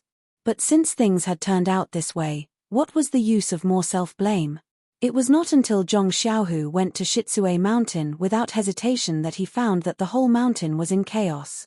Some people were fighting with their fists, some were fighting with their swords, and most of them were running down the mountain with small cloth bags on their backs. Zhong Xiaohua crouched on the side of the road, looking at this and that. None of them were good people, and he was surrounded by people, so he did not dare to show up casually. It was not until the sky was getting dark that he stopped an older bandit. After asking him, he knew that Shitsue Mountain was not the same as it was a few days ago. Shitsue Mountain no longer existed, just like a few years ago. It turned out that night, Zhong Xiaohua was captured by Qin Shiyu. Qin Shiyu asked Ying Fei to carry him, and he returned to the mountain village to search carefully, but he still found nothing. In his rage, he killed many soldiers on duty and all the elites of Shitsue Mountain, causing great panic. After Qin Shiyu left, these mountain bandits swarmed to find their fort master. Unfortunately, their fort master was also killed in his own room. Then, the mountain bandits were in a mess, thinking that their mountain village had provoked a martial arts master and someone was coming to seek revenge. The whole mountain village was like a group of dragons without a leader. Well, the whole front half of the dragon was gone, leaving only those with poor martial arts and undisciplined people. They did not have the awareness that the mountain village is their home. Some people even saw the open secret room and found some scattered jewelry in the corner. So, the internal strife of people dying for wealth and birds dying for food was really stage. -3. Chapter 331. After fighting and killing, the result was really seen. The property of Li Jinfeng's family was found, and the private goods hidden by other people were also found. It was like pouring cold water into a hot pot of oil, and the pot exploded in an instant. The scene became more difficult to control. More people were killed and injured, and the property was also robbed in a mess. It was not until Zhong Xiaohu came to Shitsue Mountain again that the dog-eat-dog farce came to an end. The surviving people took their own gains, got off the pirate ship, abandoned the darkness for the light, and found a way out. Zhong Xiaohu was confused by the words of the bandit. When did his brother become so powerful? Was there such a divine power? But no matter how carefully he asked, he couldn't get anything. After all, those who could survive now were extremely cunning old bandits. Moreover, the bandit himself didn't see Qin Shiyu kill people. As he said, the martial arts master killed people like slaughtering chickens. The people on the wall of the stockade were killed before they had time to react. The rest of the people woke up and shouted loudly. When they fled, many more were killed. When the others woke up, it was already dawn. The martial arts master had already gone far away. Who could see the true face of Mount Lu? With a mind full of doubts, Zhong Xiaohu let the bandit go first. He couldn't block the bandit's way of turning over a new leaf, could he? But Zhong Xiaohu heard the lethality of the martial arts master. He was definitely not his brother, Zhong Xiaohua, but since this person was not his younger brother, then where did his younger brother go? Was he killed by the martial arts master who came to seek revenge as a bandit? Thinking of this, Zhong Xiaohua could no longer ambush on the side of the road. He jumped up and went up Shitsue Mountain along the mountain road. When Zhong Xiaohu stepped into the gate of Shitsue Mountain, there was a mess in front of him. Fortunately, the bandits in the stockade were used to disbanding. They robbed in an orderly manner and didn't set fire to the stockade. It seemed that they planned to go up the mountain again. There were only worthless corpses scattered all over the ground. Many bandits in the stockade had already run away. The rest were the old, weak, sick, and disabled, puppies and kittens. No one cared that a stranger would come to the stockade. Moreover, this person only looked at each corpse carefully. They thought that this guy just came to take the wealth of the dead. They all sneered in their hearts. Why did this guy only think of it now? The corpses underground have been swept away by us countless times. How can there be any surplus wealth? Then they were busy with their own things and went crazy for the last time. There were hundreds of corpses on the ground. Zhong Xiaohu looked through them one by one, regardless of their body shape or dress, for fear of missing something. Every time he turned over a corpse, He was afraid to see a familiar face. But after examining all the corpses, Zhong Xiaohu was overjoyed. Since there were no corpses, there must be hope of survival. So he worked hard again to look through all the places in the stockade, but still found nothing. At this time, he was completely relieved. Thinking of his brother's lightness skill, he must have run away. Right, at that time, Zhong Xiaohu suddenly had a thought. Did Xiaohua go back to the Guozhuang house first? The steady Zhong Xiaohu did not immediately return home. Instead, he looked through all the corpses again until the sky brightened. After working all night, he was full of energy and rode back to the Guozhuang house. He was really looking forward to when he returned to the Guozhuang house. His younger brother would be holding a bowl of rice and squatting under a tree, laughing at him for coming back so late. How could he be so stupid that he didn't know to go back to the Guozhuang house first?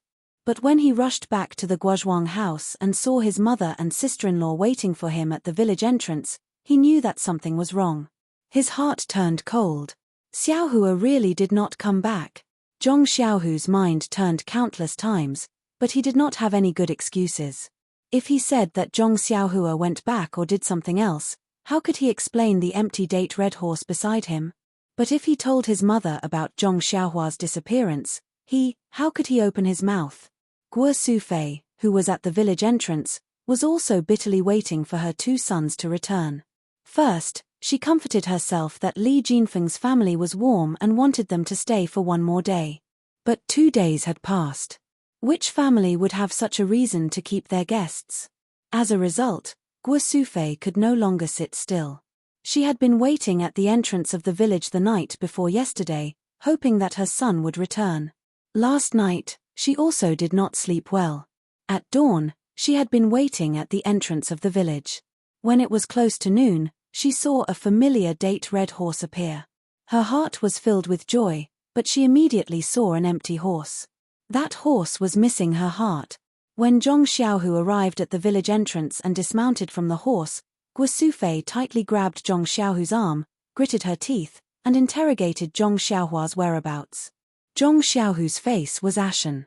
How could he dare to tell the truth at the village entrance? He only pulled his sister-in-law and dragged his mother back to the small courtyard. When the whole family was gathered, he told the whole story. When she heard that her own son, who was trying to save someone, had ended up missing, Guo Sufei could not help but feel sad. She knew that her son's actions were the actions of a man and were righteous. But after all, the person he saved was a stranger she had never seen before, and the one who went missing was her son, who she was worried about. How could she not cry? Zhong Cai and Mr. Liu had different feelings. After all, they were both born as strict fathers. They felt that for a child to do such a righteous and awe-inspiring thing, it was exactly what a man should do. They were quite proud. Even if they were on the side, they would still encourage and gladly go forward. Moreover, they still had not received the most serious grievous news, and Zhong Xiaohua had acted for righteousness, so she must be loved by heaven and earth. How could she die so easily? Alas, how could they know that heaven and earth were heartless and treated all living things like straw dogs? In this world, how much righteousness could be preached and how much good intentions could be rewarded? If Zhong Xiaohua had not been coincidentally lucky, she would have been captured and taken to the Dragon God sect long ago. Who knew what her ending would be? Everyone tried to persuade Guo Sufei, but they could not ease the knot in her heart. In the end, it was Mr. Liu, who was not involved in the matter, who probed, "Could we ask the Misty School to help Zhong Xiaohua?" This sentence was like an epiphany, waking Zhong Xiaohu up. Yes, his abilities were limited, but he had a powerful sect behind him. With such a great resource, how could he not make full use of it? After thinking about it, Zhong Xiaohu did not have the mood to stay at home. He packed his luggage and immediately set off from the Guozhuang house. He rushed back to the Misty School in Pingyang City overnight. He also made an appointment with his family. Once there was any news, he would ask someone to inform them immediately. After Zhong Xiaohu rushed back to the Misty School, he did not know how to ask for help. He could not possibly ask sect leader Ou directly and say that his younger brother was missing and see if he could help look for him. Zhong Xiaohu could imagine that he would definitely be chased out by Oyu Peng. Therefore, he could only ask his master, Wen Wenhai, for help. Wen Wenhai was also rather helpless. Although he was Oyu Peng's personal disciple, he did not hold any real power in the sect. He did not have the right to mobilize the disciples of the Divine Mechanics Division. Therefore, Wen Wenhai also took the time to find an opportunity to tactfully convey this request to eldest senior brother Zhong Chengyu, hoping that Zhong Chengyu would extend a helping hand on the account that they were fellow disciples of the same sect. Zhong Chengyu naturally knew the importance of Zhong Xiaohua. When he heard this, he did not even say a second word to Wen Wenhai. He immediately rushed out of the door and hurriedly informed Oyu Peng of this news, leaving Wen Wenhai stunned at the side. He thought that eldest senior brother was angry over this small matter. Just as Wen Wenhai apologetically told Zhong Xiaohu that he might not be able to help and that he could look for Oyu Yang, Zhong Xiaohu hurriedly rushed over to look for Zhong Xiaohu. When Zhong Xiaohu arrived at the meeting hall and repeated the matter of Zhong Xiaohua's disappearance, Zhong Xiaohu's reaction was far beyond his expectations. Sect leader Oyu immediately sent 10 disciples of the Divine Mechanics Division to Shitsue Mountain to find Zhong Xiaohua's whereabouts. They wanted to see her alive or dead. Zhong Xiaohu was touched. He did not expect sect leader Oyu to be so benevolent. A professional was a professional. Not long after, the disciples of the Divine Mechanics Division brought back the news. Although they did not find Zhong Xiaohua's whereabouts, they found out that Shitsue Mountain was related to the Dragon God sect. On the day of the incident at Shitsue Mountain, there was a special envoy from the Tenri sect present in the stronghold. When he heard this news, Oyu Peng hesitated. At this time, the Righteous Alliance and the Tenri sect were at loggerheads. However, there was no direct conflict. Many people related to the Righteous Alliance were killed by the Tenri sect's disciples, and many of them were exterminated. However, the Righteous Alliance did not dare to fight the Tenri sect head-on. They only made solemn statements and seriously protested. Occasionally, they skirted around the edges and scratched at the weak spots of the Tenri sect. Even the super sects of Jianghu were so docile, so how could Oyu Peng not avoid them? He sternly ordered the disciples of the Divine Mechanics Division to quickly return to the stronghold. At the same time, he ordered Zhong Chengyu to temporarily postpone the plan for the Path of Immortality. He was afraid that the Tenri sect had other intentions for kidnapping Zhong Xiaohua, or that they had learned the importance of the Fist of the North Star from Zhong Xiaohua. As for Zhong Xiaohu, Oyu Peng only said that the disciples of the Divine Mechanics Division had not found any news about Zhong Xiaohua and were half-heartedly brushing him off. As for Zhong Xiaohu, he did not have any news about his younger brother. Naturally, he was unable to pass any information to the Guozhuang house. He could only hope that the two elders at home would be able to recover from their grief with time. Time flew by. Soon, it had been almost a year since Zhong Xiaohua went missing. Who knew how many sorrows, joys, and separations had happened in the Jianghu? Other than Zhong Xiaohu, who would still remember Zhong Xiaohua, who had been in the limelight at the Misty School's martial arts competition? Perhaps only Oyu Peng was unable to restrain the passion in his heart. When he saw that the Tenri sect did not seem to care about the Misty School and placed his hopes on the Fist of the North Star once again, he was extremely disappointed. Only then would he remember Zhong Xiaohua, the originator of the Fist of the North Star. At this moment, Oyu Peng was not only vexed about the setback of the Path of Immortality's revival plan, but also about something else. -3. Chapter 332. In the past month, all of the ethereal sect's branches, strongholds, and even escort agencies had been wiped out by an unknown force. Many of their elite disciples had gone missing, forcing sect leader Oyu to slowly withdraw his forces to the vicinity of Pingyang City. However, the Divine Secrets Hall's disciples that he had sent out to gather information either never returned or did not receive any news at all. Left with no choice, Oyu Peng sent out the fourth of the 6 ethereal tigers, Shangguan Fengliu, and the 6th, Xu Peihua, to lead a group of elite disciples to personally investigate the matter. With such a crisis hanging over his head like a sharp sword, how could Oyu Peng not be vexed? Who was the mastermind behind this series of events? This was a question that had always troubled Oyu Peng. Oyu Peng felt like he was scratching an itch. He knew that it was extremely itchy, but he just couldn't reach out to scratch it. He couldn't even scratch his ears and cheeks. Suddenly, a thought appeared in Oyu Peng's mind. Could it be the Dragon God sect? Could it be that after Zhong Xiaohua was captured by the Tenri sect, he was tortured to extort a confession? Why torture him? He's just a village boy. The Tenri sect has plenty of ways to make him talk. So, Zhong Xiaohua revealed everything about his Fist of the North Star. The Tenri sect is a great sect with a heritage similar to the Misty school. If I can see through it myself, Deity Tian of the Tenri sect must also be aware of it. Could it be that the Tenri sect is trying to cover up the revival of the immortal Tao? Or is it because they want to leave before my Misty school that they suddenly attacked my Misty school? Sigh, I shouldn't have been soft-hearted back then. Oyu Peng's eyes flashed with a hint of sternness. But after a while, there was a burst of confusion in his eyes. This is also not right. Even if Sakura knows the secret of the Big Dipper magical fist, whether or not this Big Dipper magical fist is actually the big heavenly cycle of stars fist is still two different things. He didn't settle the matter first and cultivate his own immortal Tao disciple. Besides, the Tenri sect strength is comparable to the combined strength of the three super sects. They have always been restrained by the three super sects. If they were to harm my Misty school, the other three sects would definitely react. Why is there no news at all? Could it be?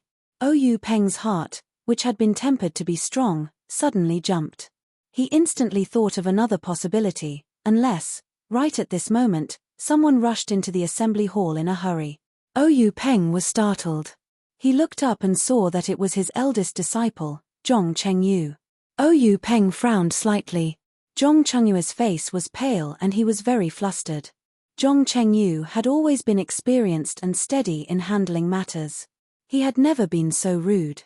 Therefore, he didn't have the intention to scold Zhong Chengyu and asked, "Chengyu, why are you so flustered?" "Big sect master, there's a big disaster." Hearing Oyu Peng's dissatisfied tone, Zhong Chengyu already knew that he was being rude. However, it wasn't the time to pay attention to it. Big disaster? Oyu Peng's heart jumped and he blurted out, "Did the Tenri sect besiege my Misty Mountain Manor?" "No, big sect master, no enemies appeared around our Misty school. It's just that." Zhong Chengyu's tone was somewhat hesitant. Then, he looked at Oyu Peng's gaze and said with gritted teeth, "Big sect master, fourth martial uncle and sixth martial uncle." Oyu Peng couldn't help but ask, "What happened to them?" Zhong Chengyu said with some sorrow, "Two martial uncles were killed and their corpses were brought back by the disciples of the sect." "What?" Oyu Peng exclaimed and immediately stood up from his chair. Fourth martial uncle, Shangguan Fengliu, was quick-witted and resourceful. Sixth martial uncle, Xu Peihua, was the best in Jianghu. When the two of them were roaming Jianghu, they were always together and had been through a lot. Now, the two of them had taken elixirs to increase their power. There were few opponents in Jianghu who could match them. But now, they were both killed at the same time. This was something he never expected. "Quick, where are the corpses of the two martial brothers?" Reporting to Big Sect Master, "It's in the square in front of the conference hall." This disciple doesn't dare to act rashly. Hearing this, Oyu Peng stomped his right foot and his body floated up. He flew like a gust of wind to the entrance of the conference hall. His figure was 70% similar to Zhong Xiaohua's. From the chair to the door, Oyu Peng's feet basically didn't have any place to touch the ground. It was also very similar to Zhong Xiaohua's levitation technique. The square in front of the conference hall was still empty. There was only a broken carriage parked there alone. Beside it, there were a few dejected and injured disciples. Oyu Peng jumped down from the high platform. When the disciples saw him, they immediately saluted. Oyu Peng didn't even look at them. He walked to the front of the carriage and lifted the mat on the carriage with a trembling hand.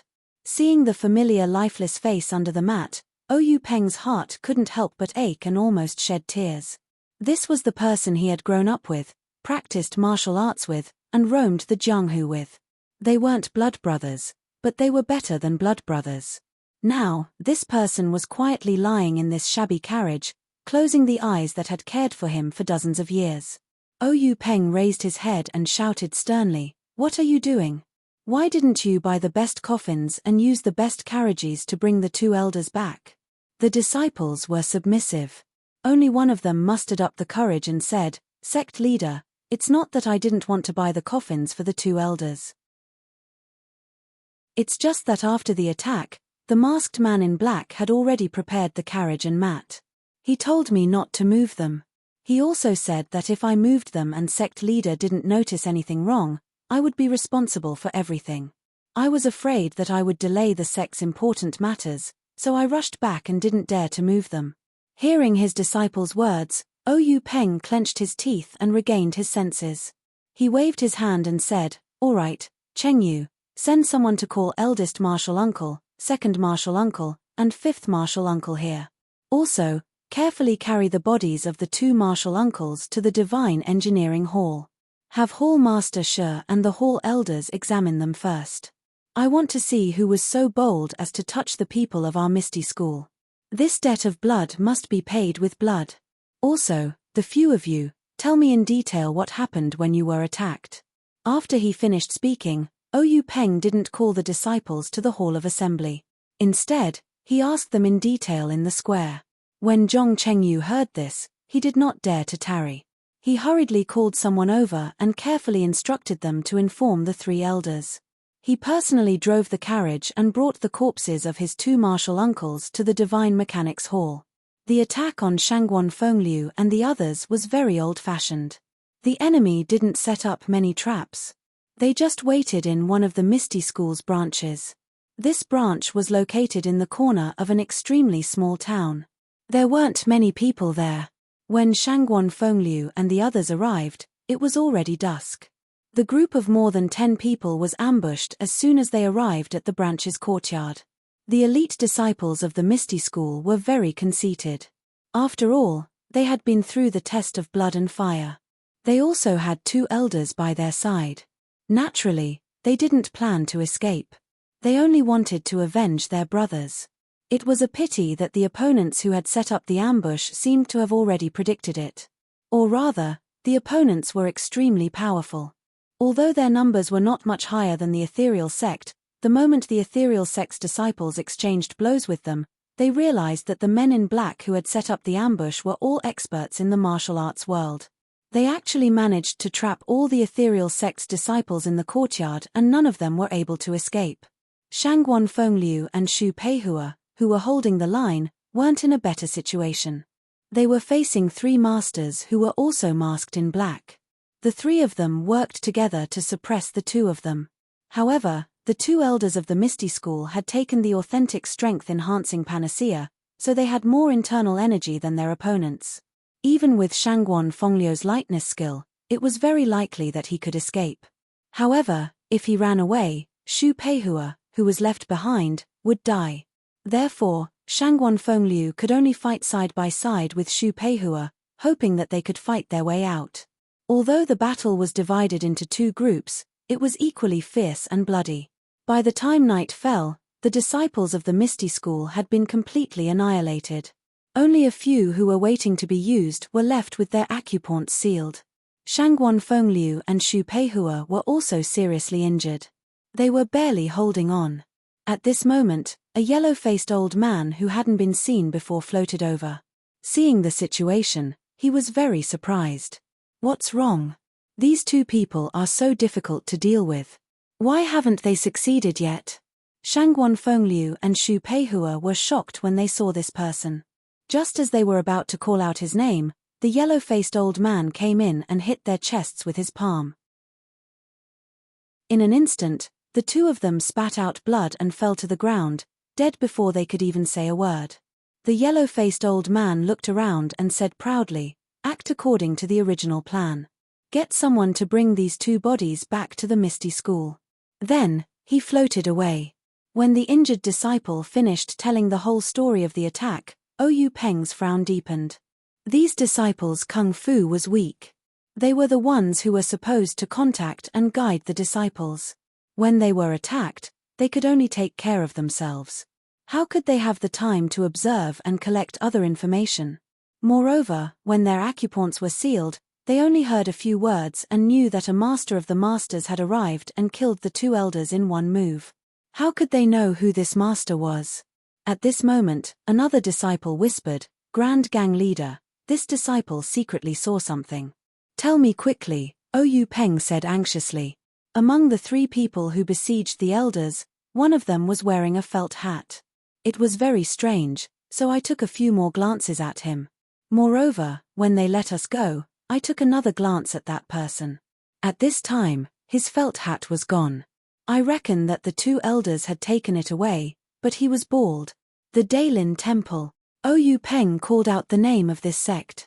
If there was a sect that had the strength to wipe out so many elite disciples of the Misty School, and even two elders, then the Daylin Temple should be one of them.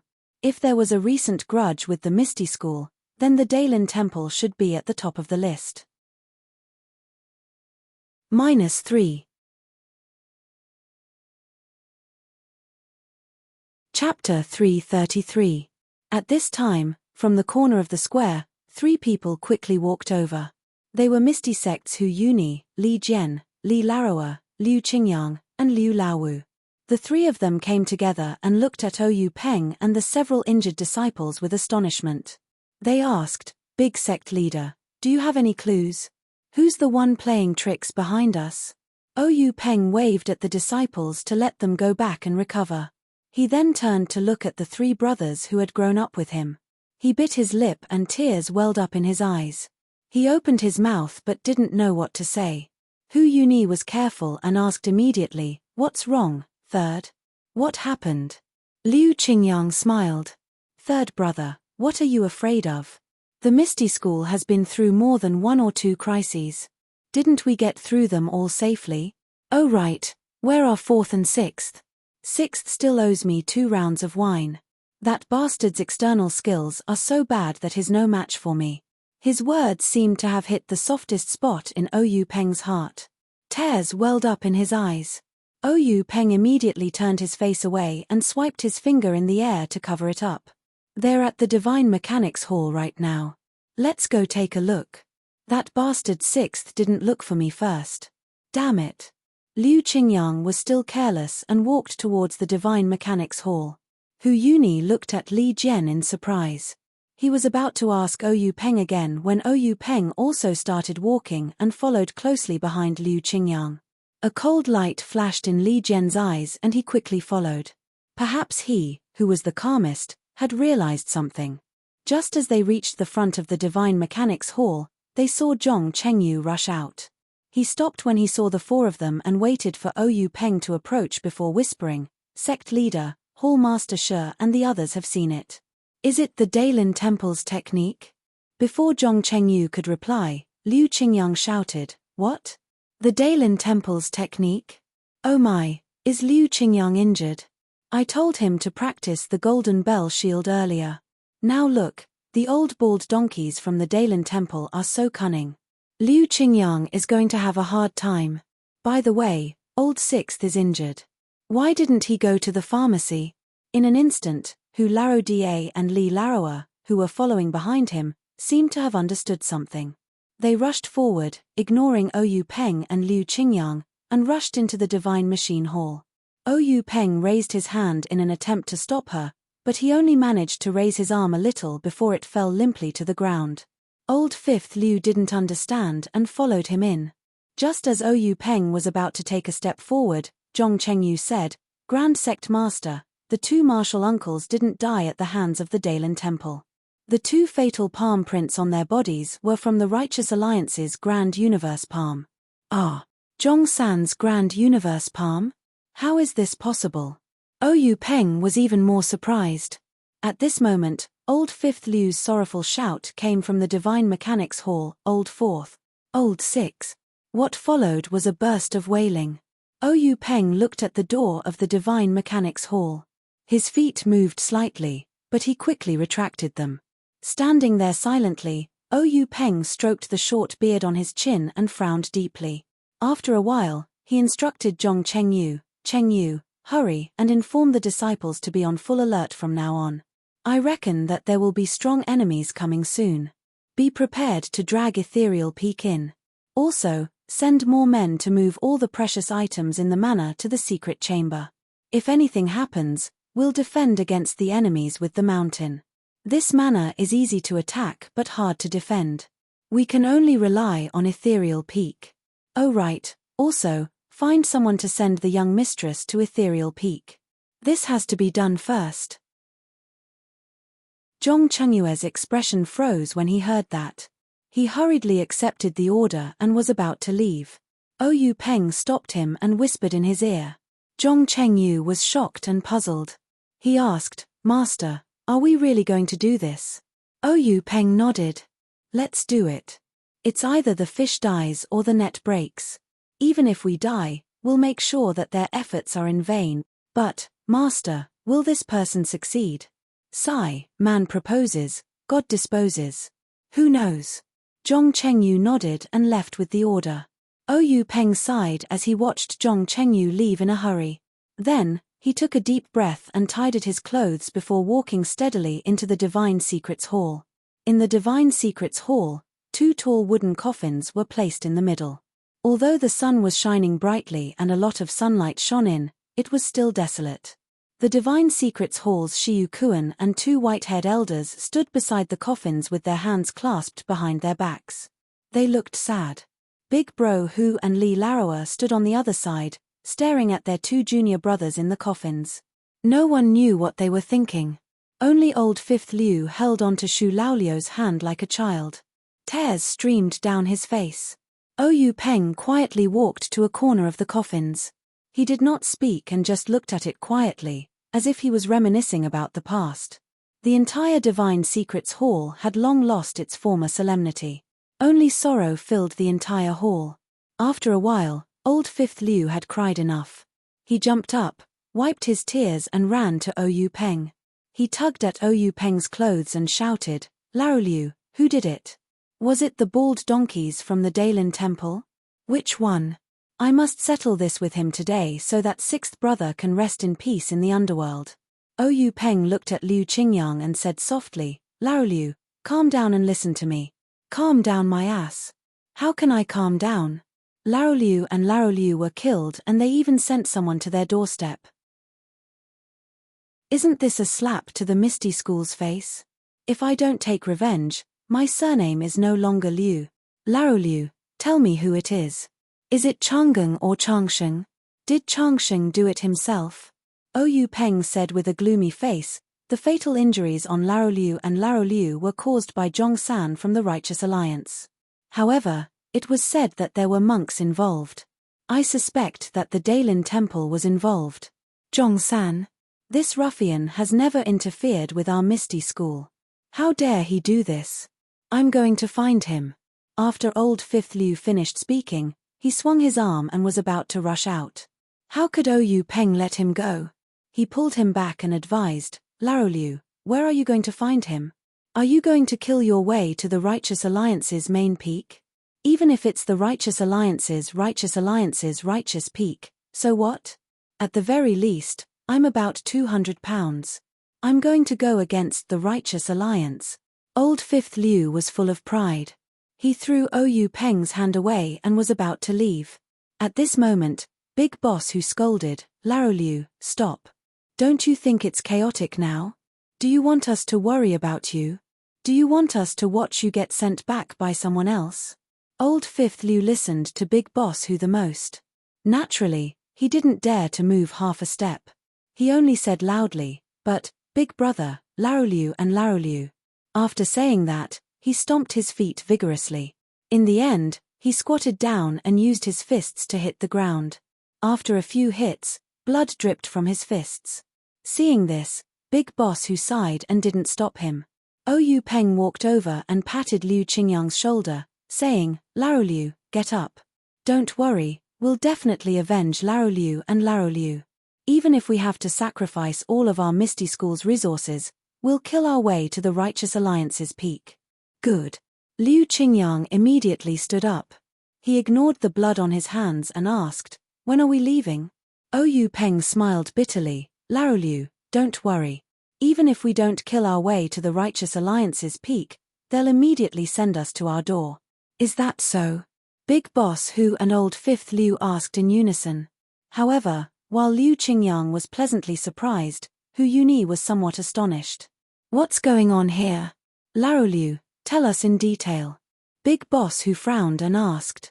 After Oyu Peng explained the matter in detail, Big Boss Hu frowned even more and said, if that's the case, our Misty School is now facing the most serious situation. If anything goes wrong, we'll be in danger of being exterminated. However, why would the Righteous Alliance join hands with the Daylin Temple? Oyu Peng smiled bitterly. I'm just guessing. I don't have any real evidence. Maybe that Baldy is just a Baldy. Our Misty School can't afford to offend either of these two sects. Just one of them is enough for us to deal with, let alone two sects. I can't find any reason for the two sects to join hands against our Misty School. Could it be that they're shifting the blame to others? What Big Brother said makes sense. There's another possibility, which is the Tenri sect. Hearing this, Hu Yuni gasped and said, the Tenri sect is a colossus. It's an existence that can contend with the entire Righteous Alliance. When did we get into such trouble? Oyu Peng explained, Big Brother, there's only one possibility. If it's the Tenri sect, they wouldn't be so troublesome. They could just directly attack us. This method isn't their style. But if it's not them, then it's the Righteous Alliance. The Grand Heaven-Earth hand isn't something that ordinary people can imitate. Yes, Big Brother, it's most likely the Righteous Alliance. But they have no reason to do such a heinous thing in Jianghu. Could it be? At this point, the two of them said in unison, it's the secret plane. But we've kept the news about the secret plane very well.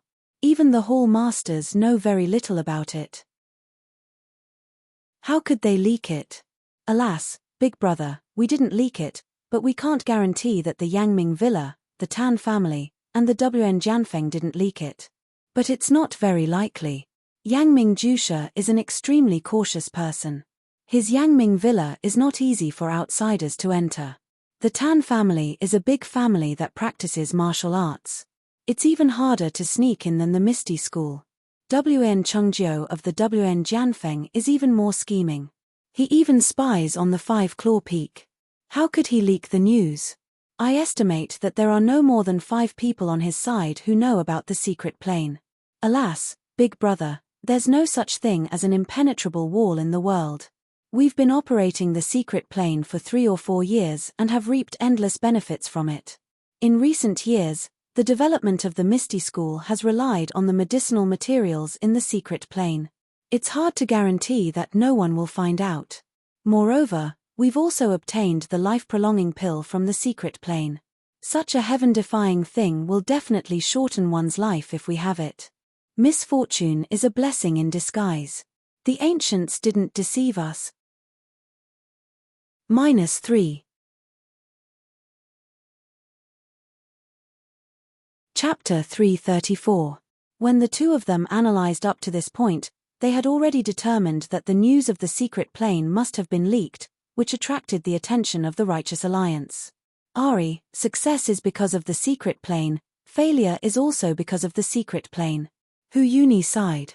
Earlier, when they obtained the treasures of the secret plane, they had naively fantasized that if there was a critical moment like today, they would hand over the map and the life-prolonging pill. A wise man submits to circumstances and can barely survive the crisis of the sect being exterminated, even if they had to be a coward, so what? However, the current situation developed greatly beyond their initial expectations. The Righteous Alliance actually acted ruthlessly and destroyed 2 of the Misty Six Tigers in one fell swoop. This deep hatred had already been formed. How could there be any room for negotiation? Could it be that the Righteous Alliance had the idea of exterminating the Misty School? Could it be that they were not afraid of the other sect's attention? At this time, Hu Yuni did not need to think about which power leaked the news of the secret plane, nor did he need to let Oyu Peng send people to investigate this news, nor did he need to ask Oyu Peng about the whereabouts of the map and the life-prolonging pill. All these doubts could only be asked in the future when the Misty School was able to survive. Now, The only thing they needed to do was to face the Righteous Alliance, who they did not know when they would attack. This was a martial arts sect that rose again after the immortal Tao was annihilated. In fact, if Oyu Peng and others blamed all the crimes on the secret plane, it may not be completely correct. As a martial arts sect, the Righteous Alliance had long been aware of the immortal Tao and had long coveted the immortal Tao inheritance. The previous Xin Jilong family was just the tip of the iceberg of the Righteous Alliance's immortal Tao inheritance. The Misty School, as a sect with thousands of years of inheritance, had been in decline for a long time and had long been targeted by the Righteous Alliance. If it was not for fear of the other sects with immortal Tao inheritance, the Righteous Alliance would have already made a move on the Misty School. And this secret plane was just a fuse.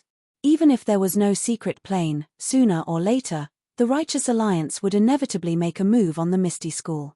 Who told the Misty School to have the immortal Tao inheritance but was unable to protect it? This annexation of the Misty School was nothing more than a drill that the Righteous Alliance had been preparing for a long time. Oyu Peng continued, "Big brother, second brother, fifth brother, the Righteous Alliance came in a menacing manner. First, they reduced our forces in the periphery of our Misty School. Then, they set up a trap to make us lose our brothers. I presume that they have been plotting this for a long time. Moreover, they sent the remains of fourth brother and sixth brother back. This is not only a blow to our confidence, but also a signal for us to attack. I estimate that the Righteous Alliance will launch their final attack on us tomorrow at the latest."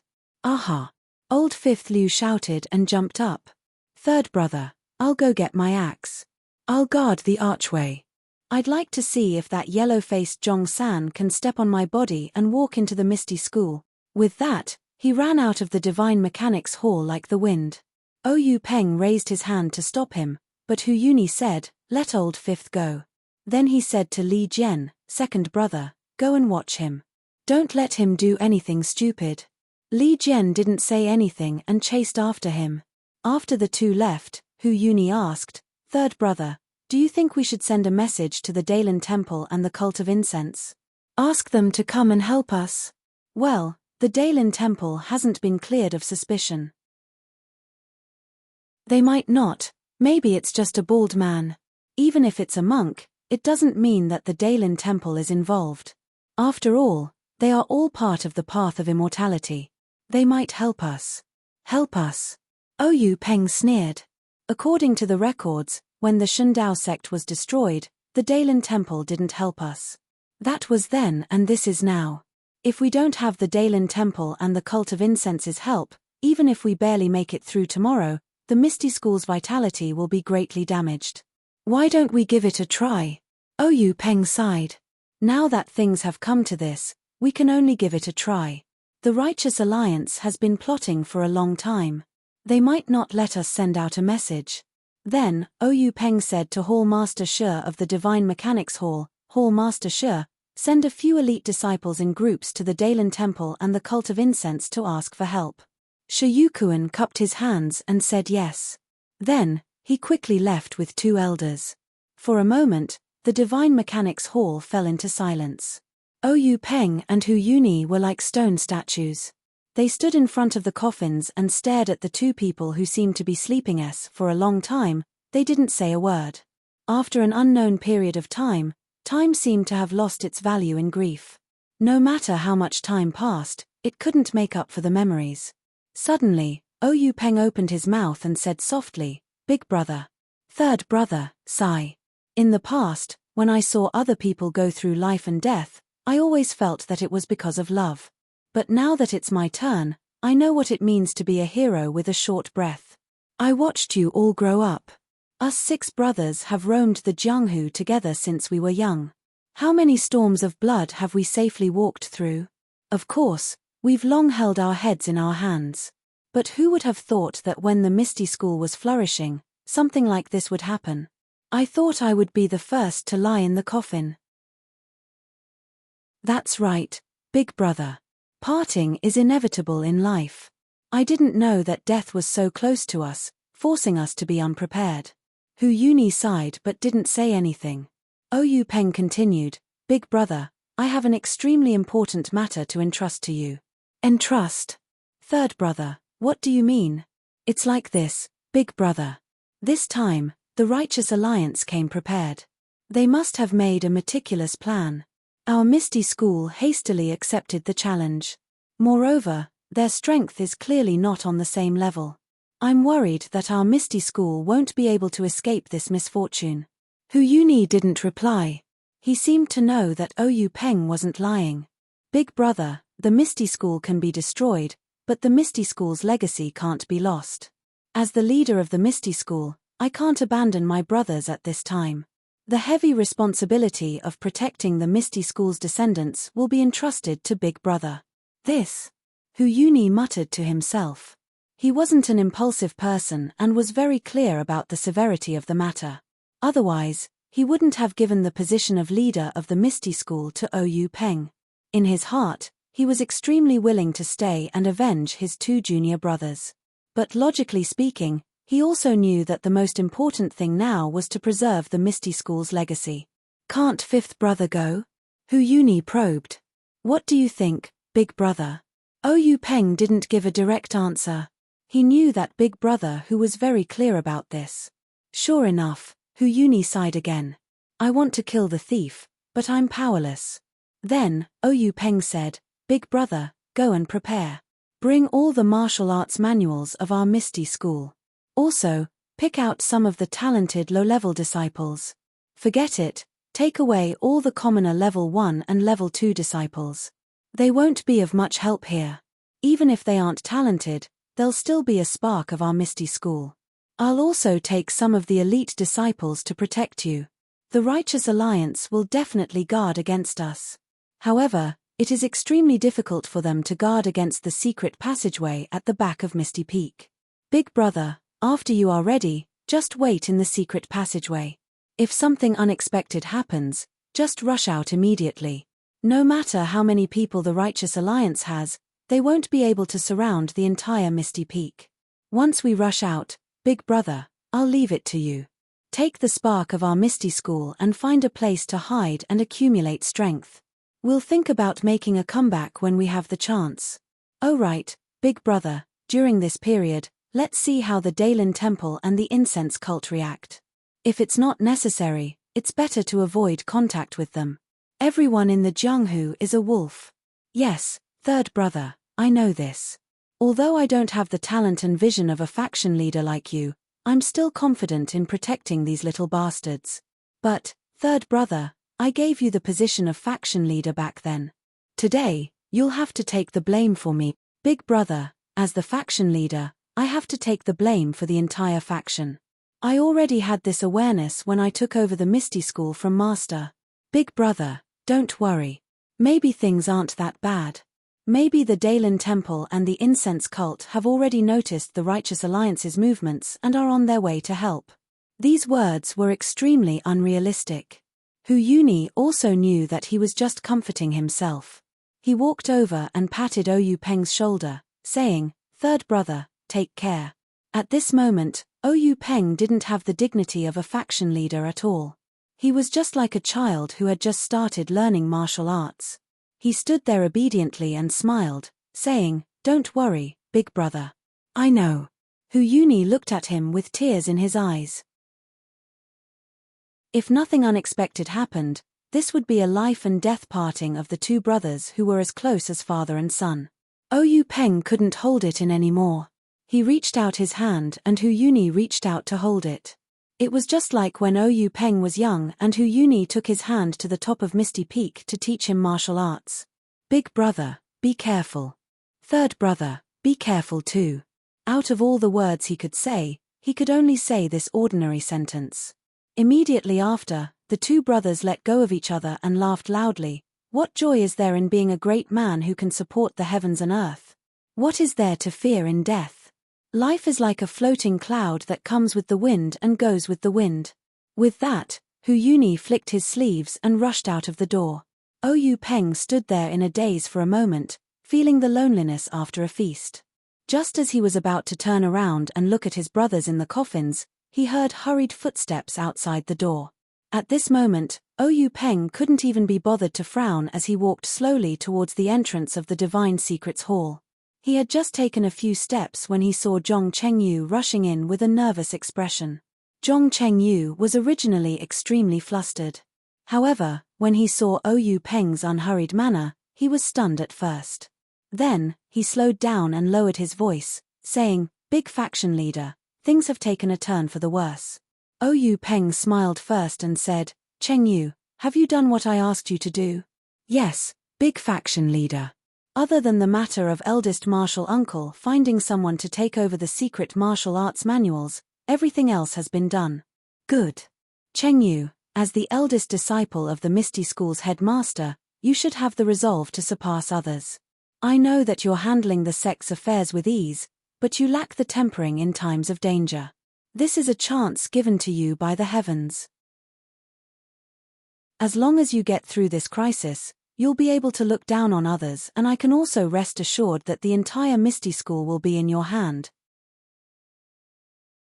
-3.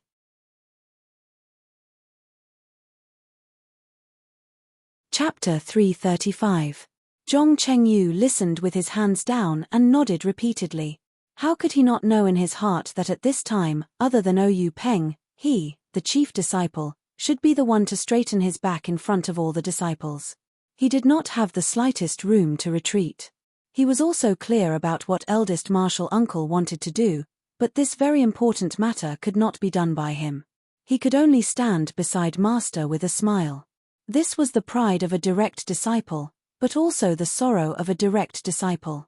After Oyu Peng finished speaking, Zhong Chengyu regained his composure and said in a low voice, "Great sect master, the disciples of the Divine Mechanics Hall have sent news that there are countless masked people surrounding the Misty Mountain Villa. They are advancing towards us. They failed to break through the encirclement and lost a few brothers. They have already retreated. What about the back mountain of the Misty Mountain? Have they found any traces of the enemy?" "Not at the moment. I have already sent people to check." "Good. Quickly inform eldest martial uncle and let him take action as soon as possible. Also, inform all the brothers in the sect to prepare for the enemy." "Yes, master." After hearing this, Zhong Chengyu quickly walked out. His footsteps were very steady, and he was more confident than when he had just entered. Looking at Zhong Chengyu's back, Oyu Peng smiled for the first time of the day. Danger was not always a bad thing. The Misty School after its nirvanic rebirth might have a new atmosphere. However, he still had a trace of doubt in his heart. The army was already at the border and they were about to meet with weapons, but the Righteous Alliance still wanted to cover their faces. What kind of medicine were they selling? After thinking, Oyu Peng pulled himself together and quickly walked out of the Divine Mechanics Hall. In the Misty Mountain Villa, from the memorial archway to the square, the disciples had already formed a formation. They were all holding various weapons and were waiting for battle. In the pavilions behind the square, there were also many disciples moving things and setting up traps. Although there were many people and things were complicated, they were still in good order. There was no unnecessary panic, just like the tension before the battle. Seeing such a situation, Oyu Peng was extremely gratified. Even though these disciples did not have as much information as Zhong Chengyu, causing them to feel a heavy psychological pressure, but this passion to serve the ethereal sect, as long as they could get through this hurdle, would definitely be synonymous with iron and blood in the future. In an instant, Oyu Peng was even more confident that he could survive this ordeal. Before Oyu Peng could return to the meeting hall, Zhong Chengyu came over to report, "Sect Master, according to the scouts of the Divine Mechanics sect, not only has the front of Misty Manor been surrounded, but there are also traces of enemies at the back of Misty Peak. There are even Righteous Tao Alliance disciples at the back of the mountain." "How many are there?" "There's a lot of vegetation at the back of the mountain, so I can't see clearly. However, they're about to surround us." "Where are your eldest martial uncle and the others?" Disciple has already informed eldest martial uncle of the situation. "They are preparing to enter the secret passage." "All right, quickly send someone to inform them to break out of the encirclement immediately. If they are surrounded, it will be even more difficult for them to break out. Let the disciples of the various halls mix with the elite disciples. Let them be led by the hall masters of the various halls. Let the female disciples of the Mingsue Hall, the third-generation disciples, and the other disciples set up a defense on the Misty Peak. Their martial arts are limited. If they face the enemy at the front line, they will only be killed. Zhong Chengyu accepted the order and left. He returned not long after. Oyu Peng frowned and asked, Chengyu, don't you think the Righteous Tao Alliance is being too ostentatious this time? Our Misty School, Misty Mountain Manor, and Misty Peak occupy such a large area. They actually want to surround us. Don't tell me Zhong-san of the Righteous Tao Alliance is not afraid of the Dailin Temple and the incense cult. What if the two sects send a mantis stalking the cicada, unaware of the oriole behind? Won't the Righteous Tao Alliance go for wool but come home shorn? Zhong Chengyu was also puzzled and said, that's right, sect leader. Disciple has also been thinking about this problem. Don't tell me the Righteous Tao Alliance also had a fortuitous encounter in the past few years.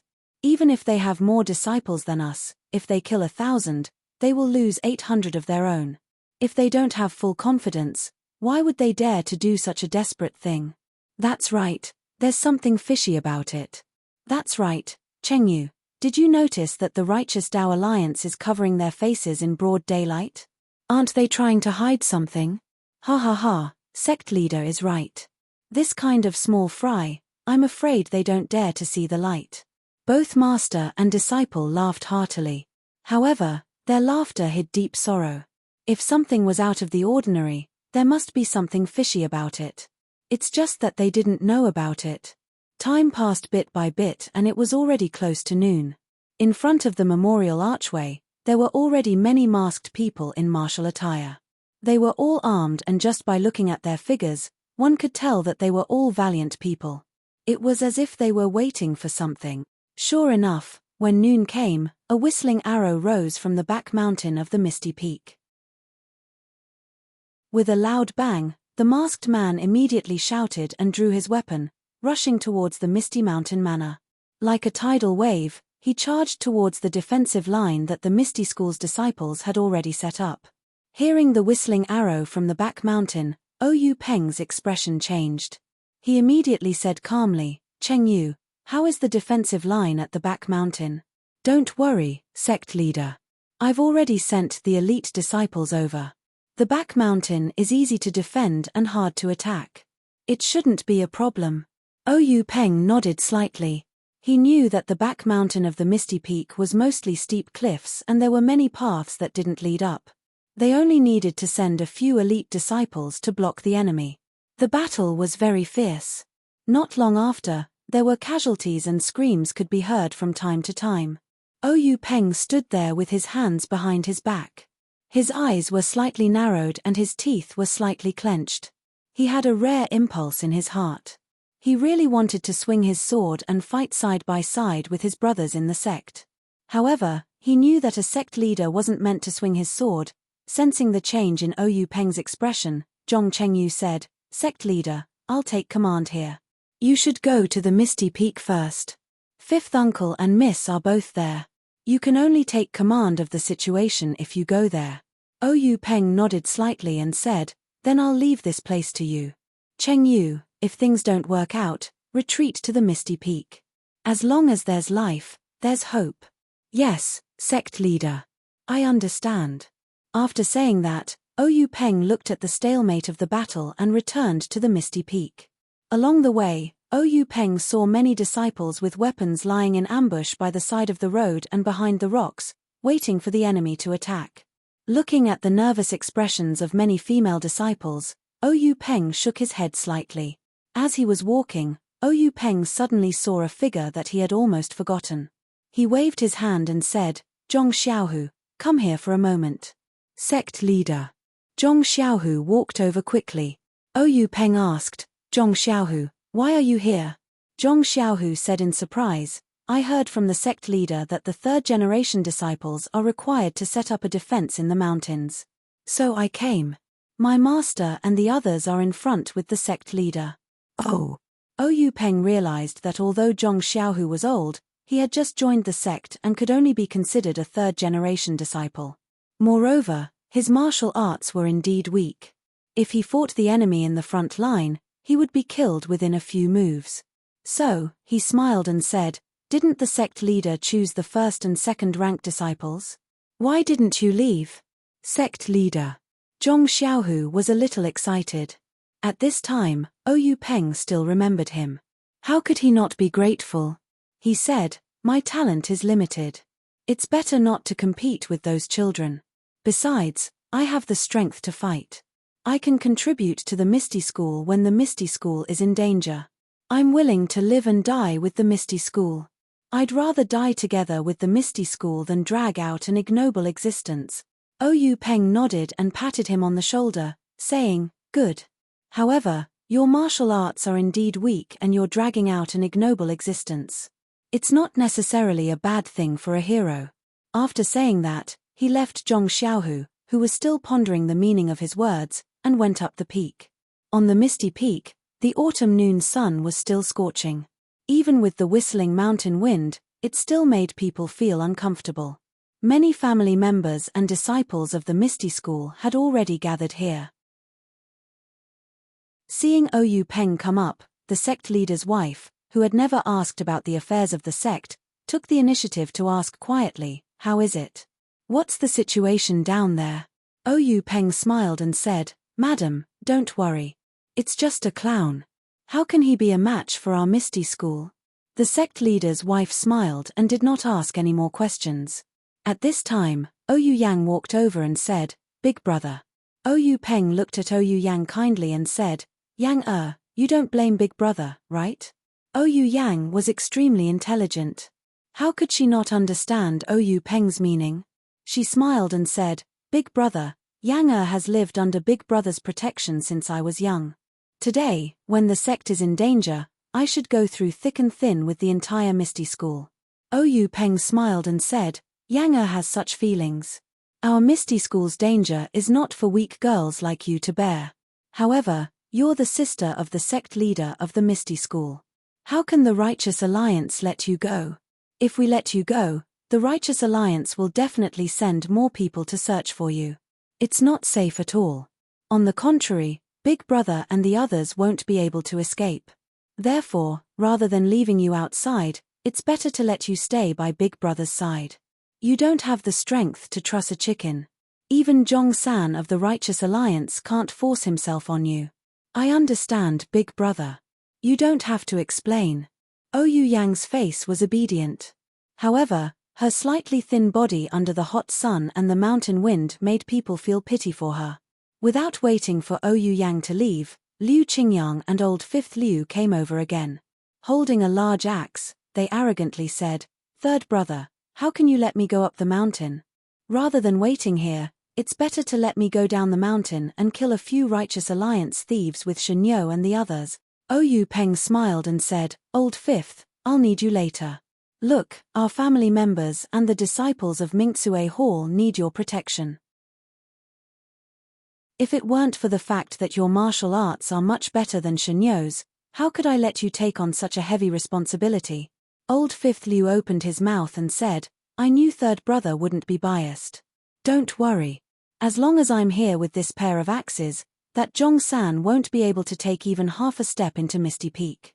After saying that, he carried his axe and walked to the mountain path, making a one-man can hold back 10,000 men stance. -3. Chapter 336. The Misty Peak was just a place where the disciples of the Misty School used to practice martial arts. There were no houses or anything like that. The Misty School disciples had left in a hurry and did not even take any chairs or other things with them. Oyu Peng looked around and casually sat on a rock and closed his eyes to rest. Not long after, a few more disciples came up from the bottom of the mountain and reported their battle results. It was the news that the disciples of the Misty School were retreating in defeat. Oyu Peng could no longer sit still. He stood up, walked to the front of the mountain and looked down. The ethereal peak was actually not very high. Although he could not see clearly, he could tell the result of the battle at a glance. The masked members of the Righteous Alliance had already pushed their front line to the back of the meeting hall. The disciples of the Misty School fought with their lives. With every step they took back, there would be disciples of the Righteous Alliance or Misty School lying on the ground. There were many corpses on the square in front of the meeting hall. Oyu Peng sighed and turned back to shout, "Where is Aunt Chin?" "Big Sect Master, I'm here." Oyu Peng said, "Take half of the female disciples of the Mingxue School down the mountain to support Cheng Yu and the others. Tell them to form a formation in front of the Misty Peak and use the terrain to defend against the enemy. Also, take a look at the situation. If it really doesn't work, retreat back up the mountain." "Yes, Big Sect Master." After hearing this, Aunt Chin led Chang'e and the other disciples down the mountain. The elite disciples at the foot of the mountain saw the female disciples of the Mingxue School coming down the mountain to support them. They immediately became spirited and together with the female disciples, they blocked the Righteous Alliance at the foot of the Misty Peak. The battle between sects was far more tragic than the feuds between individuals in the pugilistic world. In just a few moments, many disciples of the Misty School and the Righteous Alliance had lost their lives. On the side of the Misty School, there were experts led by Zhong Chengyu, Wen Wenhai, Lu Mingyu, and the others. However, most of the disciples with average martial arts skills had already died under the sword. Even the elite disciples who had undergone special training had lost many of their lives. Many of them were still fighting with injuries. Oyu Peng sighed and turned to look at the back of the mountain. Inadvertently, he saw the panoramic view of Pingyang City not far away.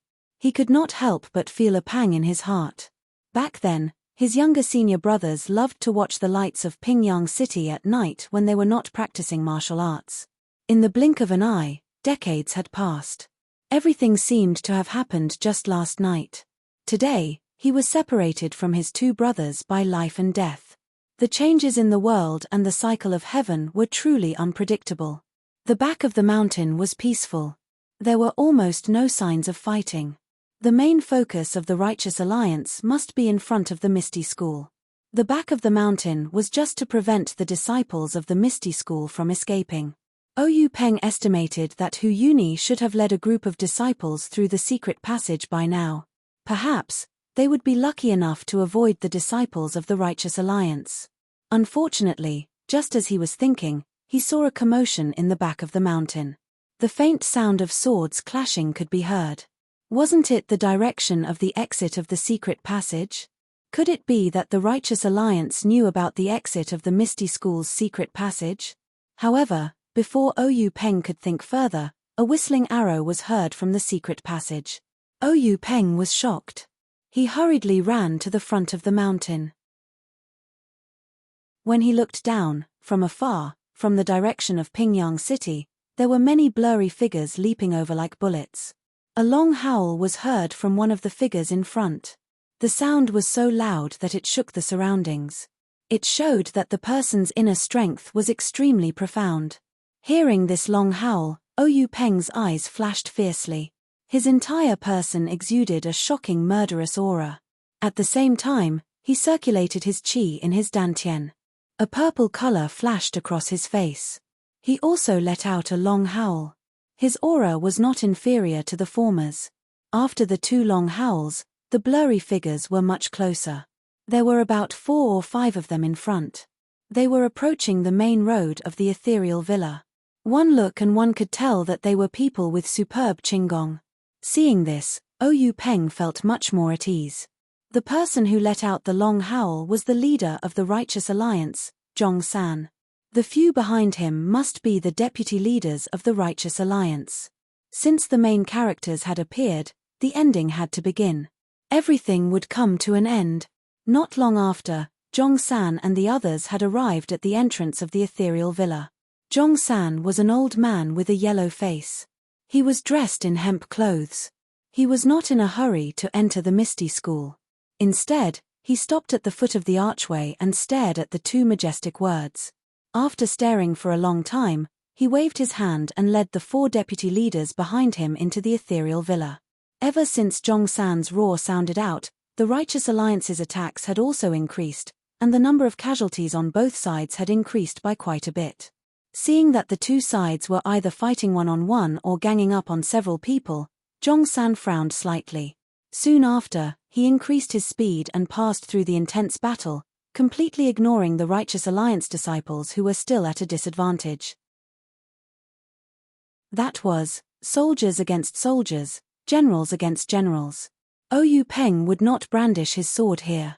It was even more impossible for Zhongsan to do so. The disciples of the Misty School did not even look at the people who had just entered. Although they had a slight advantage, they did not have the extra energy to deal with other people, not to mention the leaders of the sects.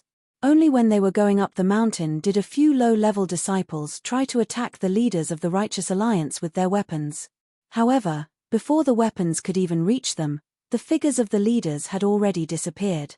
The difference between them was too great. Fortunately, these old men would not lower themselves to the same level as them. After dodging the weapons, they ran away and did not retaliate at all. On the peak of the Misty Peak, Liu Qingyang held two broad axes in his hands and stood proudly. Seeing Zhongsan approaching, he shouted, "Old Zhong, eat this axe of yours." After he finished speaking, he raised his arm and chopped down with the wheel-sized axe. Although it was only a single move, the force behind it was sharp and the technique was profound. It enveloped the top of Zhongsan's head, making it impossible for Zhongsan to dodge or evade. Liu Qingyang's move was a bit of a bully. Not to mention that he had the upper hand, while Zhongsan was climbing the peak and was at a disadvantage.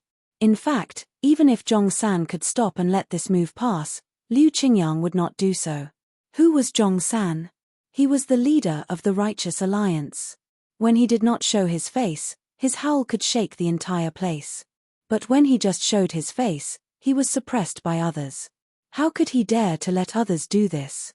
He was indeed a top expert in the Jianghu. When Zhongsan saw the broad axe chopping down, he was not nervous at all. He laughed and said, "Leader Liu, is this how your Misty School treats its guests?" While laughing, his body did not slow down. He stretched out his fan-like right hand and reached up like lightning. He found the right opportunity and slapped to the side. Clang! A muffled sound was heard. It was like an axe hitting a wooden board. Old Fifth Liu's broad axe was slapped to the side by Zhongsan's palm. Old Fifth Liu was furious. He did not care about his unstable body. He raised his other hand and was about to chop down. But at this time, Zhongsan had already jumped to the peak. He laughed coldly and slapped towards Old Fifth Liu's chest. If this universal hand hit him, wouldn't Old Fifth Liu be the same as the other two brothers? Although Old Fifth Liu was reckless, he had also fought in life and death situations. He hurriedly blocked the broad axe in front of his chest. Seeing this, Zhongsan did not change his move. He directly slapped the broad axe. With the same muffled sound, a huge force penetrated Old Fifth Liu's arm. Old Fifth Liu's body was already unstable. At this moment, his lower body was unstable. He was sent flying back by Zhongsan's slap. At this time, a black shadow pulled up. The scabbard in his hand touched Old Fifth Liu's body, eliminating the force of Old Fifth Liu's retreat. Old Fifth Liu's strong body landed steadily. Beside him stood the thin figure of Li Jian. Liu Qingyang naturally looked at the two broad axes in his hands. He could not help but suck in a breath of cold air. On the two broad axes, there were two distinct palm prints. Zhongsan did not look at Liu Qingyang anymore. He raised his head and looked at Liu Peng. Liu Peng stood far away and looked at him coldly. When their eyes met, the corners of their eyes faintly trembled. Zhongsan smiled and said, "Leader Liu, is this how you treat your guests?" Liu Peng was still cold. He said, "When a friend comes, there is good wine. When a wolf comes, there is a hunting knife. Does my Misty School have to sweep the bed and welcome the Righteous Alliance?" Zhongsan chuckled and did not answer. A thin old man at the side said loudly, "Since ancient times, the weak are prey to the strong. Only the fittest survive. Your Misty School has been declining for a long time. It's time for the Misty Peak to change its master." Liu Peng glanced at the old man and said, "So it's the first deputy leader of the Righteous Alliance, Old Master Chai. Every word you say is true. You are right. In this Jianghu, it has always been a place where fists speak. Old Master Chai's intention is to decide the fate of our Misty School? Old Master Chai, Chai Qingrong said proudly, that's my intention. If you want to speak, you need to have the strength to speak. This humble one wants to see if Old Master Chai has the ability to speak. A cold voice sounded. It was the black-clothed Li Jian. Chai Qingrong drew his sword from his waist and sneered, this Chai has long heard of the Misty Seven Swords. Today is the right time. Why not let this Chai broaden his horizons? As you wish, there is no need to invite. After saying that, Li Jian threw away his scabbard and stabbed out with his sword. Chai Qingrong saw this and laughed angrily, good, good, good. The waves of the river will surpass one another. The long sword in his hand was also thrust out. The two immediately began to fight. Liu Qingyang saw this and waved the axe in his hand. He said loudly, which boy will fight with this grandpa? The several deputy leaders of the Righteous Alliance looked at each other. None of them wanted to go forward. Of course, whoever went forward would have to call the other grandpa. A moment later, a black-faced rough man stepped out from the crowd. He held a copper staff and shouted like thunder, you brute, don't try to take advantage of me with your mouth. Your grandpa Mi will teach you a lesson. Old Fifth Liu looked over and saw that it was the Righteous Alliance's fifth deputy leader, Mi Kong. He couldn't help but sneer, I was wondering who it was. Isn't it the Mi Kong from a few years ago who fought to a draw with me? Come, come, come. Let me see if you have improved in these few years. -3. Chapter 337. Seeing that Liu Qingyang was also fighting with Mi Kong who was holding a bronze staff, Zhongshan smiled and said, Sect Leader Ou, this humble one would also like to exchange pointers with Sect Leader Ou. Would it be possible for you to give me some pointers? Ou Peng said, this humble one has the same intention. I would like to ask Sect Leader Zhong for the blood feud between my two junior brothers. Ha ha ha. Zhongshan laughed. How can one not suffer when one is in Jianghu? Sect Leader Ou, bring it on. This humble one awaits. Seeing this, Ou Peng let out a cold snort. Without exerting any strength in his legs, his body floated towards Zhongshan like a willow branch. When he was close enough, he stretched out his right hand and pressed two fingers together towards Zhongshan's chest pressure point. Zhongshan did not dare to be careless. His body tilted slightly and his palms fluttered, displaying a set of grand heaven-earth hand, together with Ou Peng's secret finger technique. The group of 5 from the Righteous Dao Alliance had only ascended the Misty Peak for a short while when 3 of them entered and stood together with the 3 from the Misty Sect. The 6 people who were fighting in the Misty Peak were the leaders of the 2 sects and were also the top experts in the pugilistic world. The battle on the Misty Peak was not only a test of individual martial arts but also the survival of the sect. Who would dare to hold back? The 6 people were all showing off what they had learned, displaying all sorts of strange and wonderful moves. In a short while, danger was everywhere, and there was no longer the usual restraint of a martial arts exchange. Although there were many disciples from the Misty School on the peak, they were all people with low martial arts skills. There were also many women, and they knew the key to this battle. Although they were very worried, they did not dare to get close. They all retreated far away, fearing that they would affect the situation. After the time it took to drink a cup of tea, there did not seem to be any changes in the situation. They were evenly matched, but even so, it was enough to show the strength of the Misty School. After all, the 3 leaders of the Righteous Alliance, except for Mi Kong, were all old men. The cultivation of internal energy could not be forced, and there were very few shortcuts. The older one was, the more refined the cultivation of internal energy. The 3 from the Misty School were all in their 40s, much younger than their opponents. Even if they were young and vigorous, they could not make up for the lack of internal energy. But now, they were evenly matched, which was really rare. At this time, between the 2 of them, sword light flashed. Li Jian shouted, and the purple light on his face brightened. He lifted his sword and slowly chopped towards Chai Qingrong. Chai Qingrong frowned. The 2 of them had fought for a while and were familiar with each other's sword moves. Li Jian's chop was strange, and he had never used it before. It was also very rare for swords to have such a chop, not to mention his sword that was wrapped in a scabbard. How could it hurt someone? But Chai Qingrong was an old man who had lived for decades, and was used to being cautious. He did not dare to be careless, and raised his sword to meet the attack, preparing to block this extremely crude sword move. But just as the two swords were about to meet, Chai Qingrong suddenly realized that there was a faint green light on the scabbard that Li Jian stretched out. He did not know what it was, but his heart tightened, and he knew that it was not good. Sure enough, when the two swords met, there was no clanging sound like before. Instead, there was a muffled catcher sound.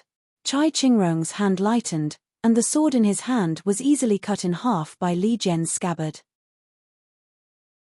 Chai Qingrong was greatly shocked, and he suddenly shouted, "Sword light!" At this time, the sword in Li Jian's hand did not decrease in power, and the sword light in the scabbard became even brighter. It actually spat out more than half a foot, and directly chopped towards Chai Qingrong's face. Seeing this, Chai Qingrong immediately exerted strength in his legs, and desperately dodged to the side. He wanted to dodge the sword that would cut open his abdomen, but the green light on Li Jian's sword was very precise. By the time he realized it, it was already too late. Chai Qingrong was about to be cut in half by Li Jian. At this time, a large hand suddenly stretched out from the side, grabbed Chai Qingrong's arm, and pulled hard. Just as he was pulled away from Li Jian's sword, it only saved his life. Chai Qingrong's entire right arm was easily cut off by Li Jian's sword light. Chai Qingrong was still in shock, and a wave of intense pain attacked him. He shouted loudly, and fainted. At the place where his arm was cut off, blood spurted out like a fountain. The person who saved Chai Qingrong was the Righteous Alliance's second vice-alliance leader, Yu Zhanfei. Yu Zhanfei did not dare to be negligent, and hurriedly used his finger to seal a few major acupoints on Chai Qingrong's shoulder. Only then was the blood stopped. The third vice-alliance leader, Yang Yang, also hurried over. He took out medicine for wounds and applied it on Chai Qingrong's internal and external treatment. Li Jian coldly looked at the three people busying themselves. He held the scabbard in his hand, and the tip of the sword pointed to the ground. He did not say a word. Just as Chai Qingrong cried out sword light, Mi Kong also heard it. His heart trembled, and he secretly said, as expected. At this time, Liu Qingyang saw the other's mind relax. He took a deep breath and also shouted, "Rice worm, watch my flying axe." Finished speaking, the axe in his right hand flew out like a hidden weapon, flying straight towards Mi Kong's head. Then, he took advantage of the situation, and a big fist the size of an alms bowl followed. If it was an ordinary axe, this kind of move would only add to the ridicule, and could be dodged with just a tilt of the head. But Liu Qingyang's move made Mi Kong feel his mind go blank. That axe seemed to be flashing lightning on the horizon, carrying the power of a thunderbolt, like the weight of Mount Tai, with an unavoidable power. Seeing that the axe was close to him, it would be too late if he did not dodge it. Mi Kong was also amazing. At the critical moment, he forcibly restrained his mind, broke free from the invisible shackles, squatted down, and slightly tilted his head. The huge axe whistled past his ear with a whoosh sound, startling Mi Kong and making him break out in a cold sweat. However, before he had time to get up, a huge fist came from afar, getting bigger and bigger, and was about to hit his head. Liu Qingyang's fist was filled with hatred. The internal strength may not be comparable to Zhong Xiaohua's 10,000 jin, but if it hit, no one would doubt that peach blossoms would immediately bloom. Mi Kong was also amazing. Seeing the fist coming with the sound of wind, he knew it was powerful. He hurriedly used an iron plank bridge, his upper body leaning back, and then threw away the copper rod in his hand. He used his empty hand to support Liu Qingyang's arm, but when Mi Kong did not fully use the iron plank bridge, Liu Qingyang's fist had already hit the front of his jaw. At this time, his palms were just holding Liu Qingyang's arm. However, when he used his strength to support Liu Qingyang's arm, he suddenly found that Liu Qingyang's arm was like a rock, and only slightly moved up. Mi Kong's heart was screaming, but it was useless to scream now. With a blunt sound, the fist hit Mi Kong's jaw. Although Mi Kong was also a master of internal strength, He had not yet trained his face and jaw to the point of iron. How could he withstand a blow of thousands of jinn? He only felt darkness in front of his eyes, and then golden sparks flew everywhere. He fainted, and his body also fell far away with the momentum of the fist. If it was flat ground, it would be fine, but it was the top of Piamiao Peak. The place where Mi Kong fell was empty. He rolled down the mountain path, and whether he was dead or alive was unknown. Yu Zhanfei, who had just sealed Chai Qingrong's acupoints, also paid some attention to this. Seeing this, he left Chai Qingrong to Yang Yang, and hurriedly used his Qinggong to catch up. He wanted to save the unconscious Mi Kong. When two flowers bloomed, another branch bloomed. Another battle. Just as Chai Qingrong shouted Sword Chi, Zhongshan also heard it. He couldn't help but panic, and his eyes involuntarily looked to the side. Seeing this, Oyu Peng's eyes were full of mockery. His left hand, which was hidden in his sleeve, suddenly pointed at Zhongshan's Dantian acupoint. Although Zhongshan was a little distracted, he was still an observant and alert person. He immediately dodged and clapped his palms together. The Da Qian Kuan palm came up. Seeing that Oyu Peng's finger was about to touch Zhongshan's palm, Oyu Peng's finger retracted and clenched into a fist. At the same time, two fingers of his right hand also pointed out. Zhongshan had no choice but to separate one of his palms to meet Oyu Peng's right hand. Just as one of Zhongshan's palms was separated, Oyu Peng's left index finger stretched out again and pointed at Zhongshan's Da Qian Kuan palm. The palm that was able to leave a handprint on Liu Qingyang's steel axe was suddenly pierced, and a finger-sized hole appeared. Invisible Sword Chi. Zhongshan was also shocked.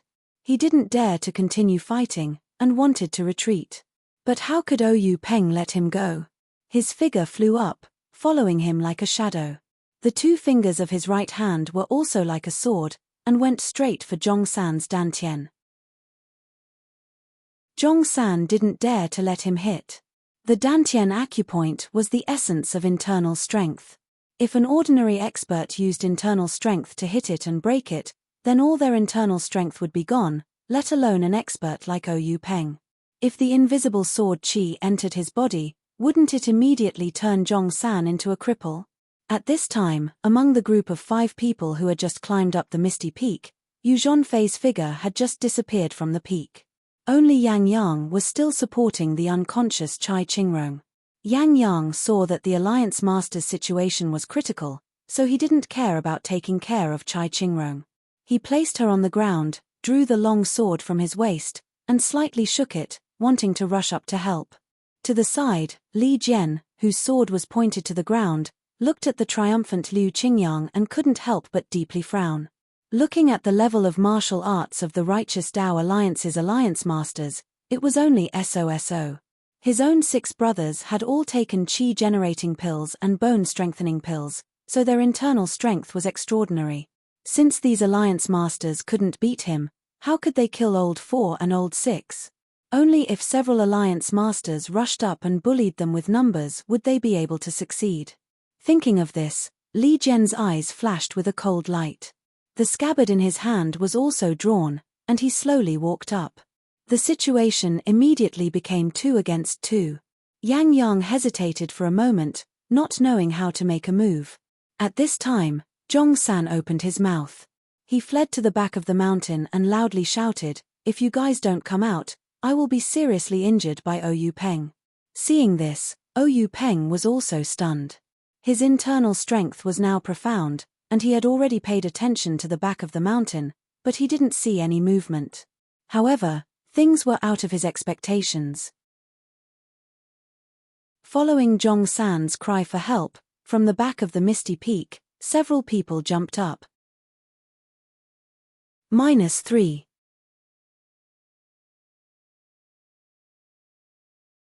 Chapter 338. Since the people who jumped up from behind the mountain were able to escape Oyu Peng's detection, they must be experts in the Jianghu. Oyu Peng originally thought that they were the hidden experts of the Righteous Alliance, but when he saw the 3 old monks standing in the wind with a majestic aura, and the masked woman dressed in palace attire beside them, as well as 3 other short and strong old men who looked similar, Oyu Peng could not help but change his expression.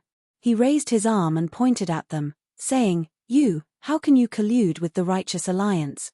This sentence was said with surprise at first, but in the end, it was said with gritted teeth. Yes, those 3 monks were the Dailin Temple's elder Chang Sheng, the Arhat Hall's elder Chang Xing, and the Disciplinary Hall's elder Chang Geng. The other 4 were the famous and mysterious members of the Dailin Temple. Although the woman in the palace dress was veiled, since she was able to appear with the Dailin Temple's elder Chang Sheng, who else could she be but the leader of the Dailin Temple, Abbess Jingyi? The 3 similar-looking old men in hemp clothes were the outstanding figures of the previous generation of Jianghu. The 3 of them were secretly cultivated by the Dailin Temple and knew a set of joint formations. In their early years, when they roamed Jianghu, they had never been defeated and were known as the world's number 1. How could Oyu Peng not be shocked by such a spectacular lineup? Never in his wildest dreams would he have thought that the 2 major sects, which were both immortal Dao legacies and specialized in martial Dao, would actually work together with the righteous Dao alliance to deal with ethereal sec. Even though he had just sent a disciple to ask for help, even though he knew that there were monks among the attackers, he still tried his best to exclude this thought. Moreover, even though he had a faint feeling that by taking down the Luo Shui gang, he had already offended the Dailin Temple's disciplinary hall and that the Dailin Temple might intervene, he never thought that the Dailin Temple, which had never shown its face in Jianghu, would also intervene. In an instant, Oyu Peng understood why the members of the Righteous Alliance besieging the Misty Mountain Villa had to cover their faces. They were indeed afraid that the people of the Misty sect would recognize them because many of them were not disciples of the Righteous Alliance. Perhaps even more of them were lay disciples of the Dailin Temple. Understanding this, Oyu Peng could not help but feel disheartened. He cupped his hands and said, "Elder Chang Sheng, why are you not at the Dailin Temple but at my Misty Peak? If I knew that you were coming, I would definitely open the door to the Misty School to welcome you. Why did you have to go through so much trouble to come up from behind the mountain?" The elder Chang Sheng clasped his hands together and said, "Almsgiver Oyu, I haven't seen you for a long time, your martial arts skills have become extraordinary, to be congratulated." However, he did not mention to him. The Misty School Abbess Jingyi to the Dailin Temple to meet to greet the Abbess Jing. The old voice of the Dailin Temple rang out, "No need for formalities, Oyu Peng, your martial arts are really good." Oyu Peng sneered in his heart.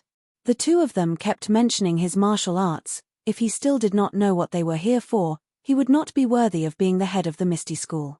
However, since the 2 of them did not mention it, Oyu Peng could only pretend that he did not know. He turned to Zhong San and said, "Alliance Master Zhong, our competition is not over yet. It just so happens that there are 2 seniors here. How about you and I have a good competition?" Zhong San led the 2 vice leaders of the Righteous Alliance to challenge the 3 from the Misty School.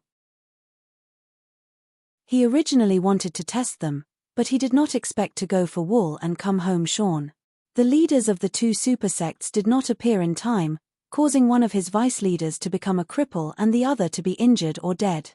He himself also almost died at Oyu Peng's hands. Now that he saw Oyu Peng challenge him again, how could he still participate? He only smiled and said, "Alliance Master Oyu, let's not beat around the bush. Since things have come to this point, let's be frank. Alliance Master's Misty School's strength has increased too quickly in the past few years. Even Alliance Master and the Misty School's 6 tigers have high martial arts. Don't you think you should give us an explanation?"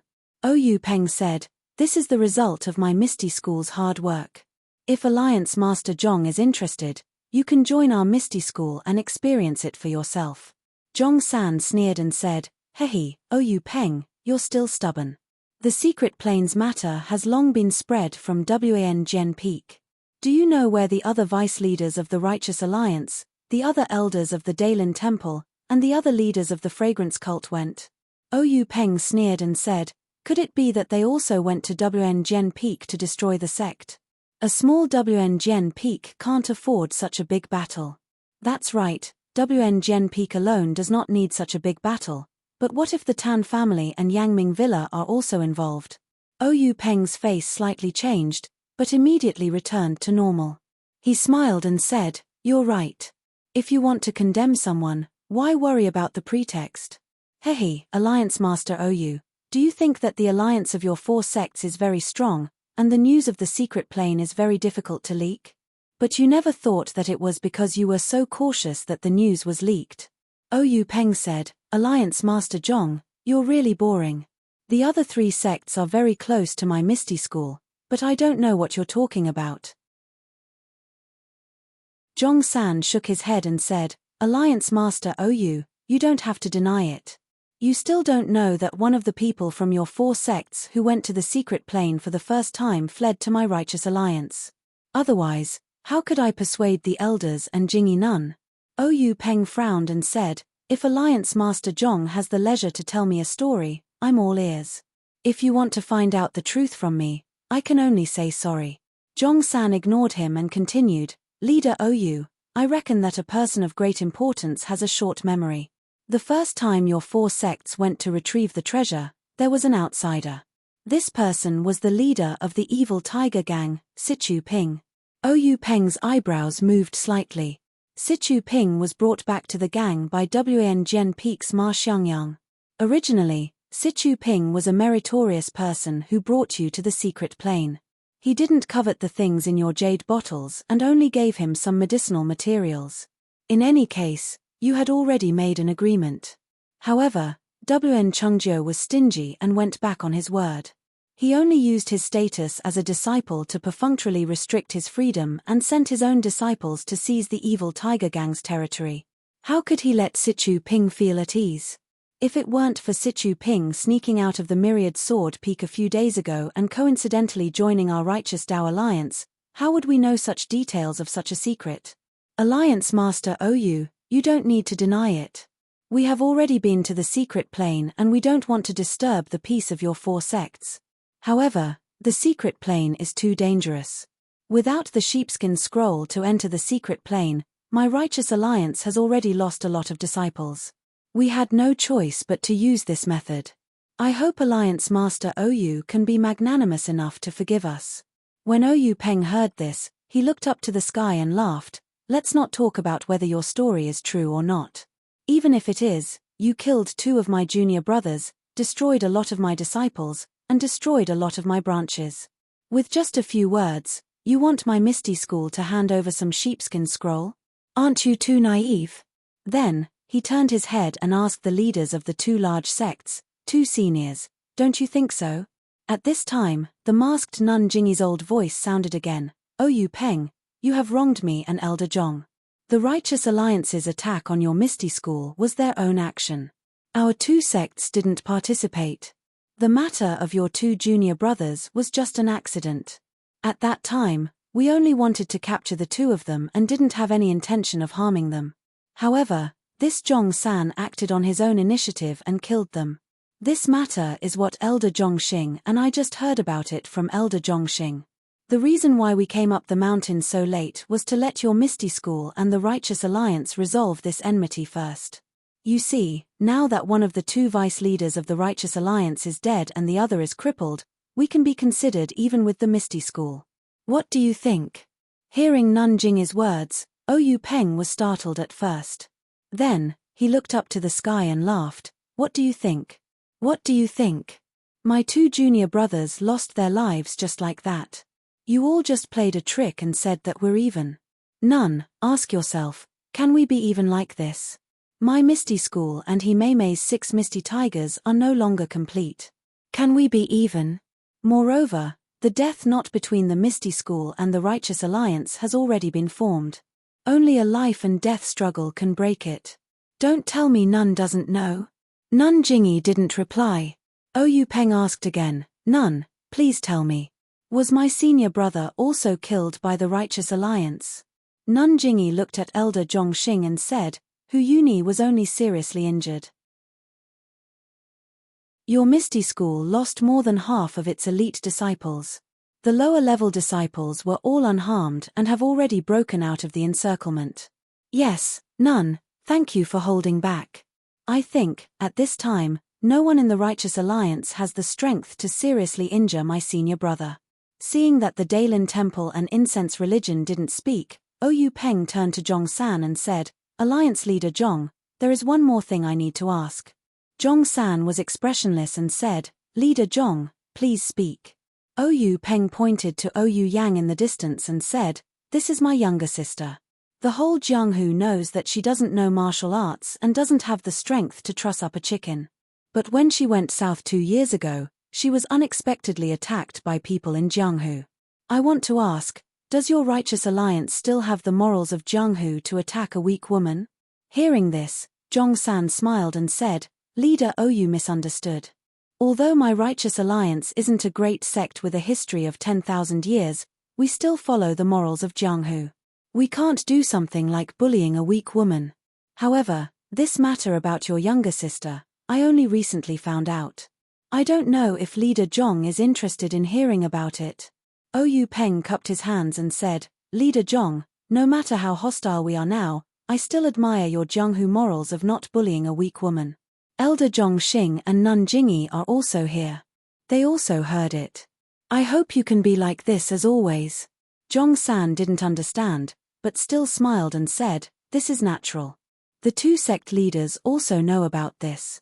Ouyou Peng asked again, "Then Leader Zhong, can you enlighten me, who is so cruel and unscrupulous to attack a defenseless woman?" Zhong-san said, "This person is someone you can't even think of." -3.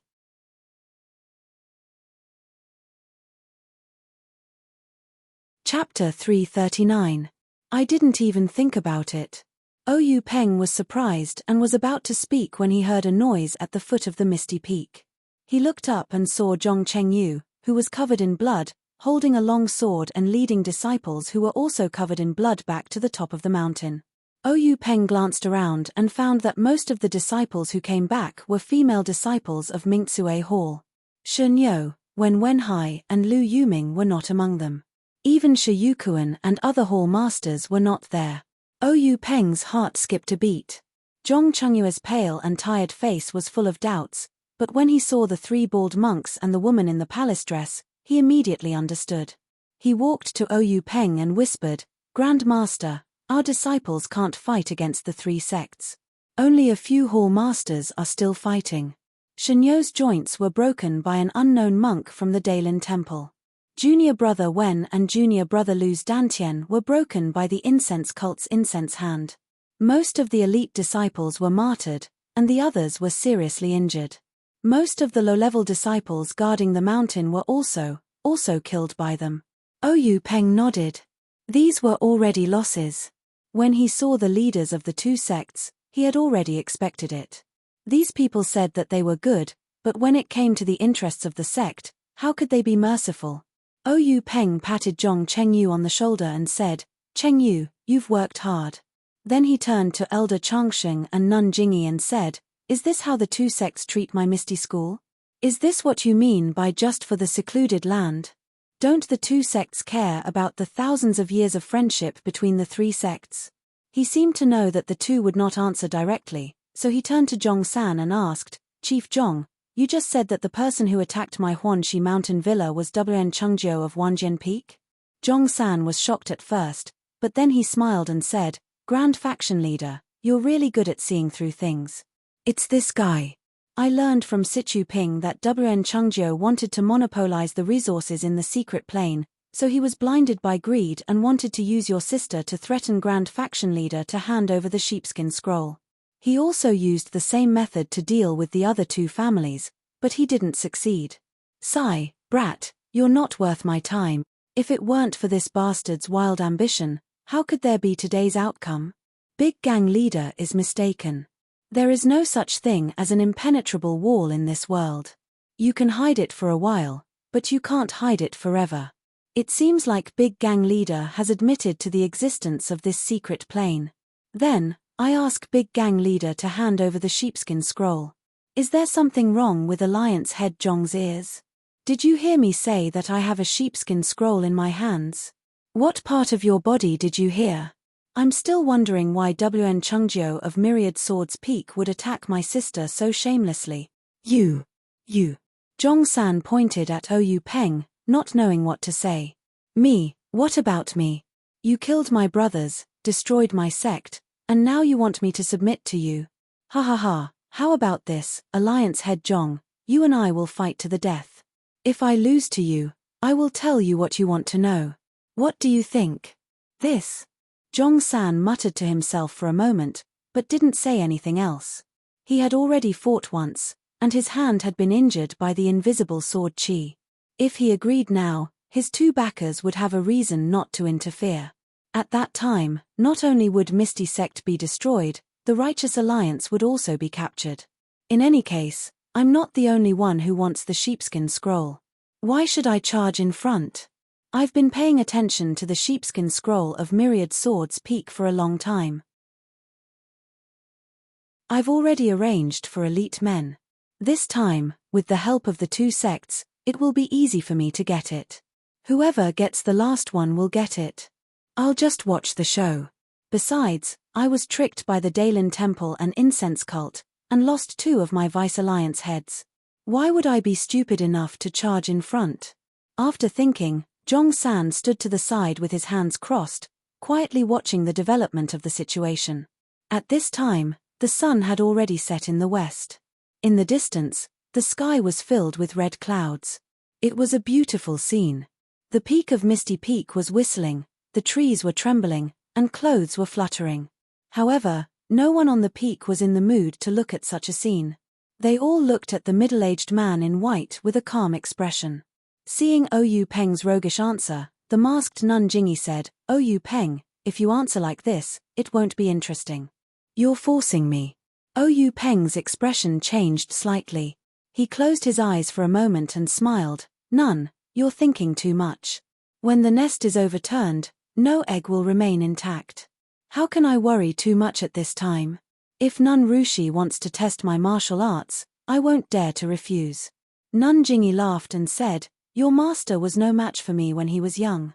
Although your invisible sword chi is powerful, it is no match for me. How can I bully the weak?" Then, she raised her voice and said, "Rupying, come out." Rupying. As soon as the 2 words came out, the whole Misty Peak fell into silence. Everyone looked at each other, wondering what Nun Jingy was up to. However, Oyu Peng and gang leader Oyu's faces were a little pale. Seeing that no one answered, Nun Jingy raised her voice again and said angrily, "Rupying, don't you want to recognize me as your master?" Then, a middle-aged beautiful woman with a pale face walked out slowly from the Misty School. She came to Nun Jingy and bowed deeply. "Rupying greets master."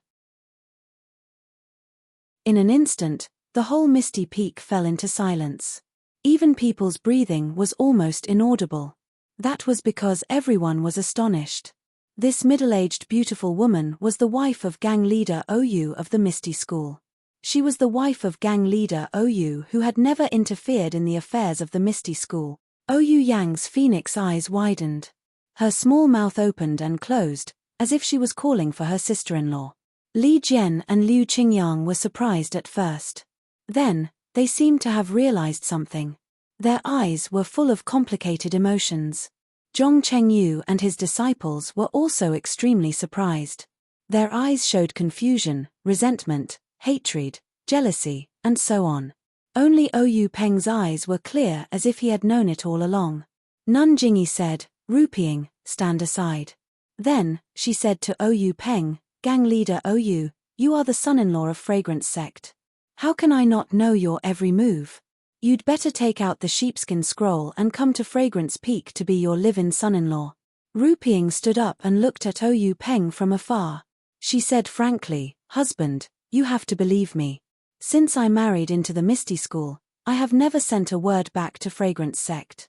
Oyu Peng smiled and said, "Actually, I already knew everything before you married into the Misty School. You never asked me about the affairs of the Misty School. You never stepped into the meeting hall. How can I not know your good intentions? It's just that I always had a question that I wanted to ask you. I thought I would never have the chance, but now, I can finally ask." Rupying's face turned a little red. She asked, "You and I are husband and wife. Why can't we be honest with each other? Husband, just say it." Oyu Peng said, "Actually, it's very simple. I just want to know. That year, by the side of Lake Kui, under the willow tree, you and I met by chance.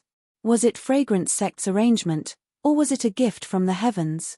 Hearing this, Rupieng's face was filled with happiness. Her forehead was slightly red. She said, "That was my first time in Jianghu.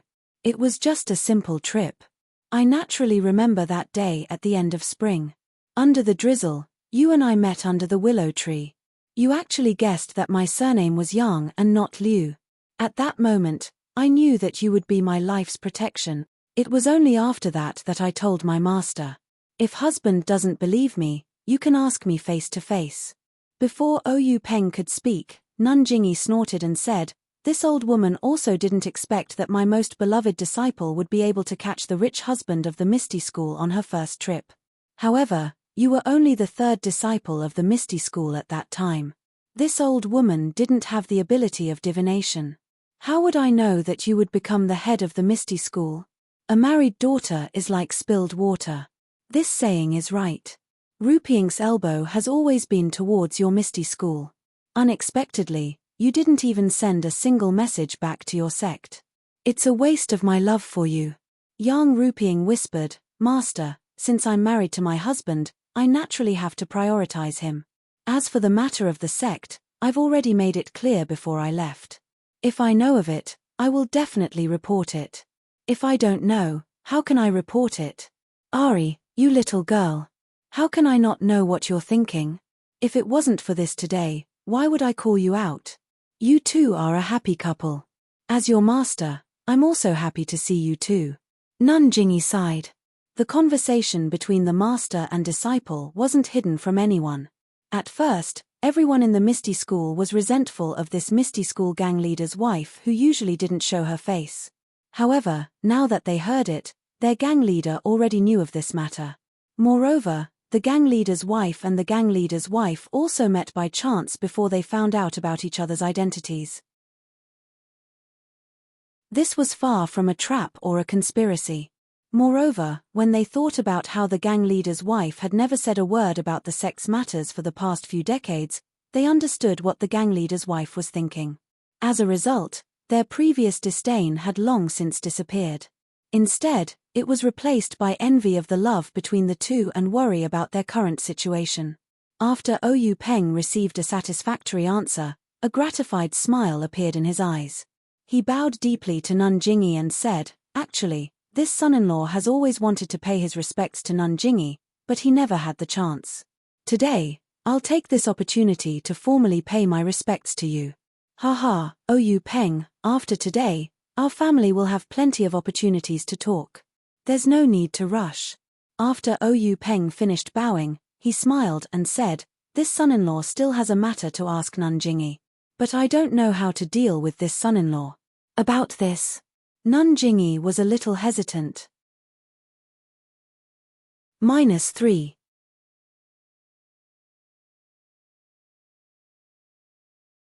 Chapter 340. At this time, the elder next to him put his palms together and said in a low voice, "Leader Oyu, since things have already come to this, there is no point in saying more. Earlier, Nanjingyi has already said a lot of good things about the Misty School. My Daylin Temple and the Righteous Alliance have also made a lot of concessions. However, since the Misty School has already come to this point, do you think it still has any meaning to exist? In fact, Nanjingyi and I don't want the Misty School to bleed too much. We also don't want to take too many lives. Your junior brother's matter was only an accident. It was done deliberately by some people. I can guarantee that it was not the intention of the Daylin Temple or the Cult of Fragrance." Oyu Peng smiled and said, "Thank you, Elder, for your kindness." The elder continued, "However, for you, Leader Oyu, there is only one path you can take. Please speak. That is to cripple your own martial arts and take the remaining disciples of the Misty School to join the Cult of Fragrance and be your free son-in-law." Once this was said, everyone was shocked. Only Oyu Peng's eyelids didn't move. He smiled and said, "It seems that Elder thinks highly of me. However, I don't know if there is any other path I can take." "No. As early as your Misty School's elder who took the disciples to escape from the back of the mountain, you already had no other choice." Oyu Peng suddenly understood. Indeed, the back of the mountain was guarded by the Daylin Temple and the Cult of Fragrance. How could they let his senior brother and a group of low-level disciples escape? It turned out that it was just a compromise. Of course, he still had another path to take. With the Misty School's Qinggong, ethereal steps, even if he faced the former number one in Jianghu, he still had a chance to escape. However, would he do that? Hearing this, Yang Ruping begged Nun Jingyi in a low voice. Nun Jingyi just sighed and shook her head slightly. Oyu Peng looked up to the sky and laughed. He said to the Misty School's disciples, brothers and sisters of the Misty School, I am not talented enough to lead the Misty School to glory. Instead, I have brought disaster to the Misty School. I have mistreated you. After he finished speaking, he bowed deeply to the people of the Misty School and continued, I hope that you can use this crisis to see the dangers of the martial world and see clearly who the culprit behind the destruction of my Misty School is. I hope that one day, you can once again rebuild Misty and take back Misty Heights. All the ethereal disciples had tears in their eyes.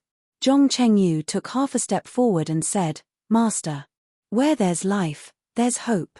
Didn't you just educate your disciple? Oyu Peng patted his shoulder and smiled, I know. Chengyu, I've made things difficult for you. Then, Oyu Peng raised his eyes to look at Li Jian and Liu Qingyang. He knew that he had been predetermined. How could these two outstanding martial arts brothers escape? Then, Oyu Peng looked at Oyu Yang who was standing in the distance. Oyu Peng's eyes were full of love as he smiled and nodded. Finally, his eyes finally returned to Yang Ruping. He smiled and said, Ruping, I really didn't expect that they would prepare such a happy ending for us. Even if we don't grow old together, we can't. Husband. Yang Ruping cried. Oyu Peng continued, Ruping, in the future, my Misty School will rely on you to take care of me. I hope you can promise me a few things. Yang Ruping nodded. Oyu Peng said, I only have one sister, Yang You know this. We have depended on each other since childhood. I hope you will treat her well in the future. This Huanxi Manor is Yang Er's property. It does not belong to the Misty School. Please uphold justice. Yang Ruping's eyes were wet. She nodded slightly. Oyu Peng said, From now on, your husband will be a cripple. He will no longer be able to protect the disciples of the Misty School. Even if he joins the Misty School, he will be bullied. I hope you can hold up the world for them. Yang Ruping's tears fell. She nodded desperately. Oyu Peng said, One last thing. Ruping, after knowing your identity, I have been afraid of such an ending. I was afraid that we would turn against each other because of the power behind us. So, I didn't dare to have children. Now, it seems that this is good. You must promise me that you will take care of yourself. If there is a chance, you will find your own happiness. Yang Ruping's tears fell like rain. She shook her head desperately and shouted, Husband, don't think too much. After saying that, she rushed over recklessly. However, it was too late. Oyu Peng's mouth was already bleeding. When Yang Ruping ran to the front of Oyu Peng, she only heard Oyu Peng's last words in this world. I have guessed the process and the ending, but this ending came too early. Ruping, it's good to meet you. After that, he closed his eyes. Oyu Peng actually broke his own meridians and died. The mountain wind blew. Oyu Peng's face was serene, as if there was happiness on his face. His feet stood firmly on the high mountain peak. He stood firm. Big brother Tilda Oyu Yang saw this scene from afar. How could she endure it? Her eyes turned black and she fainted. Master Tilda Zhong Chengyu, who was the closest, screamed. He then smiled sadly and said, I know the pain in my heart. Master, wait for me. I will go with you. After that, he put the sword in his hand to his neck and killed himself. Li Jian and Liu Qingyang saw this and were shocked.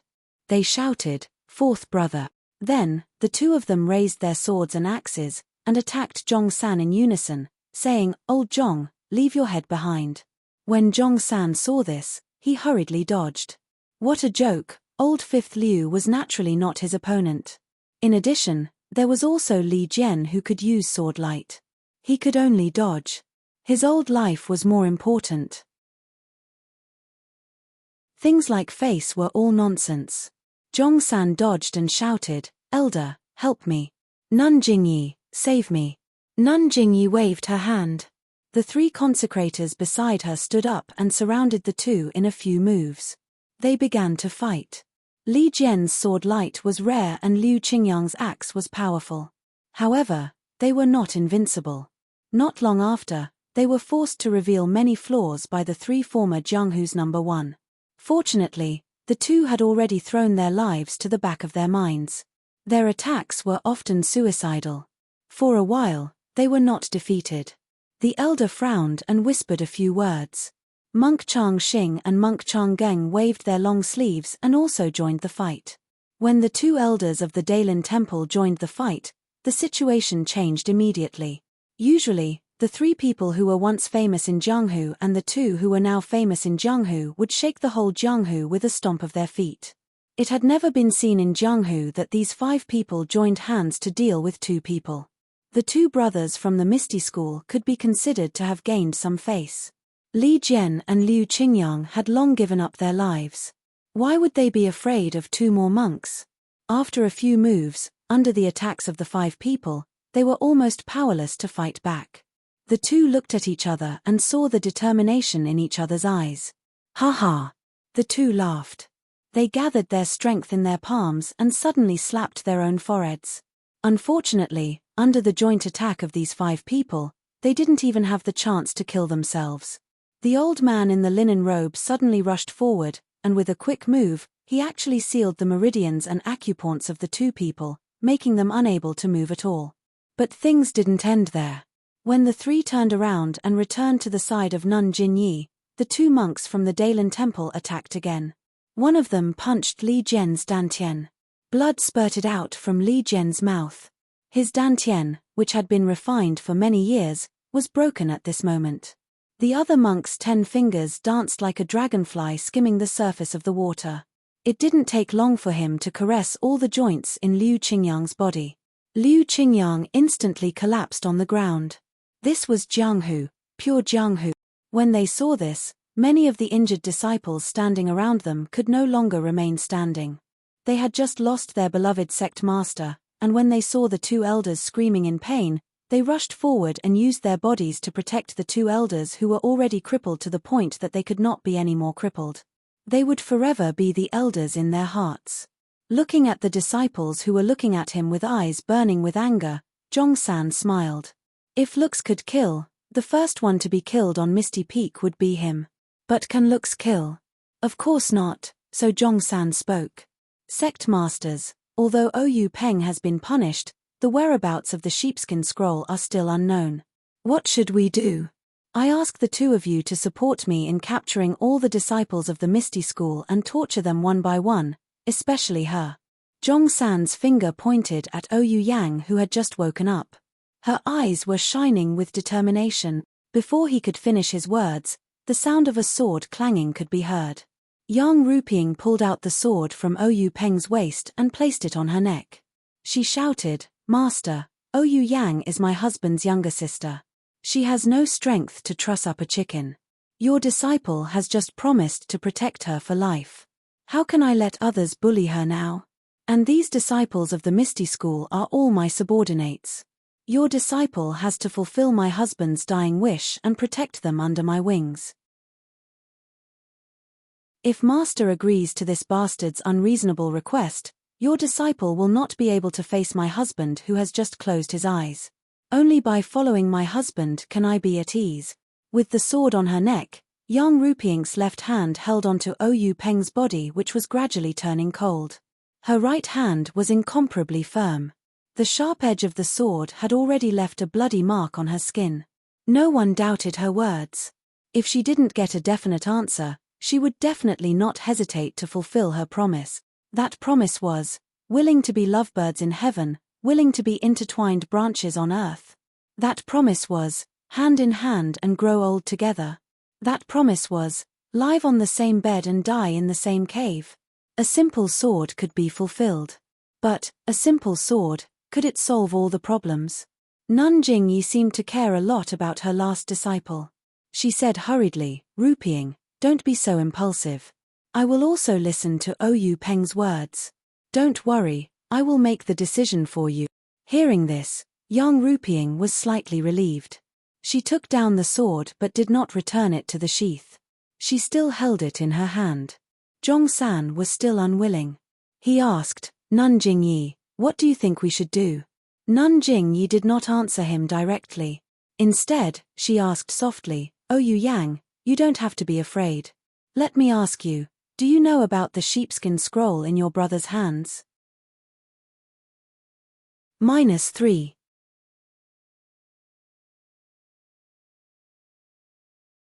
Chapter 341. The delicate Yu Yang was very determined at this time. She bowed from afar and said loudly, Master, my elder brother didn't tell me anything about the sheepskin scroll. Good. Master Jingyi nodded and turned to Zhongshan, Leader Zhong, did you hear that clearly? I understand. Master, Yu Peng must be afraid of implicating his sister, so he may not give the sheepskin scroll to Yu Yang for safekeeping. However, I think Yu Peng just said something about the Huanxi Mountain Villa. Do you think he will put the sheepskin scroll there? Yang Rupiang said angrily, Leader Zhong, my husband said very clearly just now that the Huanxi Mountain Villa belongs to Yu Yang, not the Misty School. I will protect my sister and won't let you harass the Huanxi Mountain Villa. In addition, you keep saying that the Misty School has a sheepskin scroll in their hands and that it was a message from Sichu Ping of the evil tiger gang. Where is this so-called Sichu Ping? Zhongshan said, This. Sichu Ping's matter is absolutely true, but she suddenly disappeared some time ago.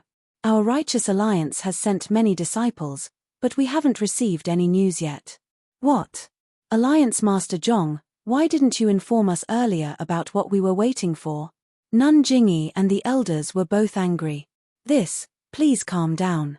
It's not that I didn't want to report it, but the arrow has already been narked. I'm afraid that we won't act according to the plan. Alliance head Zhong, you're too scheming.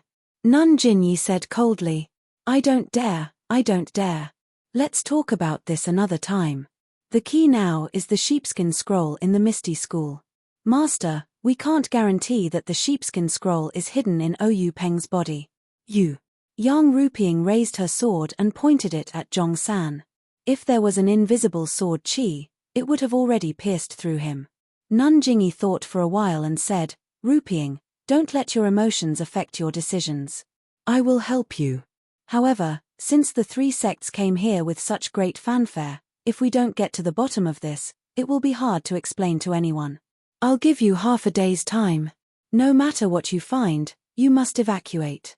From now on, your righteous alliance is not allowed to take a single step into Huanxi Manor. Oh right, you've heard from Yu Peng that Huanxi Manor is not a part of the Misty School, which means it's not part of our plan.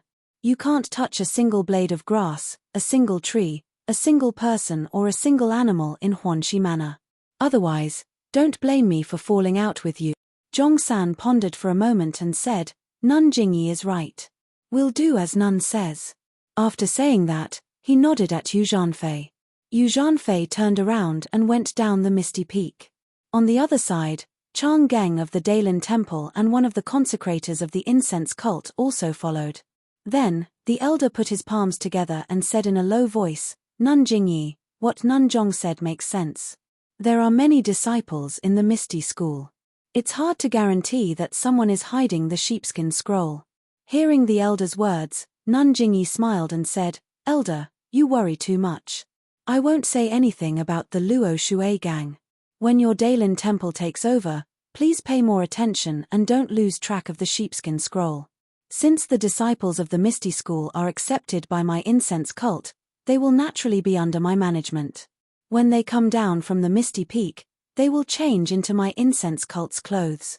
My disciples will inspect them one by one. If the elder is still worried, you can also send people to participate. Also, Yu Peng's body will be changed and placed in the coffin. Elder, you can recite sutras for him. The elder smiled and said, That's good. Then he turned to Zhongshan and said, Nun Zhong, you have to work even harder to take over the Misty Mountain Villa and the Misty Peak. If you find the sheepskin scroll, please inform us as soon as possible. This year's time to enter the forest is approaching. Our three sects still need to make more preparations. Zhongsan's face showed unconcealable excitement. He cupped his hands and said, "That's right, that's right. Master and none don't need to worry. This one will definitely worry. I hope that our 3 sects can find a way to enter the secret plane soon so that our 3 sects' strength can be further improved." Others were the meat on the chopping block, while others were the meat on the chopping block. In the blink of an eye, the incense cult, the Daylin Temple and the Alliance of the Righteous Tao had settled the Misty School's 10,000 years of inheritance. As the master of the Misty School, the disciples of the Misty School could only watch from the side and listen. They were at the mercy of others without the slightest bit of argument. Even young Rupiang, who was now the barrier, could only wipe her tears and endure in order to complete her husband's unfulfilled wish. At this time, half of the blood-red sunset in the sky was still exposed outside the mountain.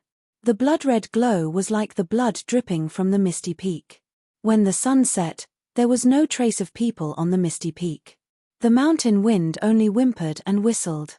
No one knew that the whole mountain had changed owners in one day. Another sect with 10,000 years of inheritance had been annihilated in the cruel Jianghu. The stars have changed, mulberry fields have changed, and the sea has changed. Chu Yunfei escaped from the back of the mountain with Hu Yuni that day. He did not know the details after that. Many of the details were heard from Jianghu later. However, after Chu Yunfei finished, Zhong Xiaohua sighed and sighed again and again. She only regretted that she was not at the top of the misty peak that day. But he forgot that at that time, no matter how good his martial arts were now, he only knew that at that time, he could be beaten from the top to the bottom of the mountain with one punch. How could he have a chance to stand out? Everything had to be done with strength. Courage and hot-bloodedness were the only things that mattered. Under the bright moonlight, Zhong Xiaohua played with a small sword in her hand. She asked with concern, "What about the surviving Misty School disciples?" Chu Yunfei looked at the moon hanging in the sky and said, "I heard that they went with the wife of the first sect master to the incense cult. A new Misty Hall was added to the incense cult. The wife of the first sect master became the hall master and protected all the Misty Hall disciples." Wife of the first sect master? Do you still recognize her as the wife of the first sect master? Yes, of course. She and the first sect master are in love. She did not marry into the Misty School for the benefit of the sect. She even protected the surviving disciples when the Misty School was in danger. Why don't we respect her? Even the great elder said the same thing. First elder? Oh, right, it's Elder Hu. I seem to have vaguely seen him before. Is he all right? Alas, the first elder was seriously injured and almost lost his cultivation. Otherwise, how could the Daylin Temple and the incense cult let him go? Now he is barely holding on. He is afraid that if something happens to him, the Misty School's disciples outside will be scattered. Alas, the Misty School is already like this. Do you still think that you are from the Misty School? Although the Misty School is no longer in the Misty Peak and the Misty Heights, the Misty School will always be in our hearts. We will always be the disciples of the Misty School. Zhong Xiaohua sighed. She also had deep feelings for the Misty School. Thinking of Oyu Peng's words, it seemed like it was only yesterday. Unfortunately, now they were separated by life and death and could never see each other again. Even Zhong Chengyu, who was very good to her, had already entered the Yellow Springs. Zhong Xiaohua could not help but think of the scene when he gave her the banknotes. By the way, I forgot to ask. What's the situation in the Huanxi Villa? No one in the Huanxi Villa has moved. Even the guards are still the same. But the incense cult has taken over. Everything is the same as before. Alas, is Miss Oyu still in the villa?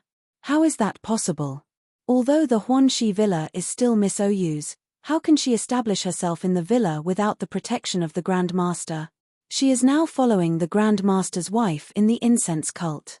Then, what about Qiu Tong? Brother Zhong, it seems that you are really from the Huanxi Villa. You are so familiar with it. Nonsense. It's the real deal. I guarantee it's genuine.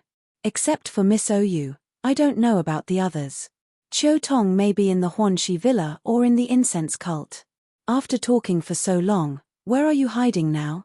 In. Speaking of this, Chu Yunfei glanced at Zhong Xiaohua vigilantly. Zhong Xiaohua was stunned and then understood.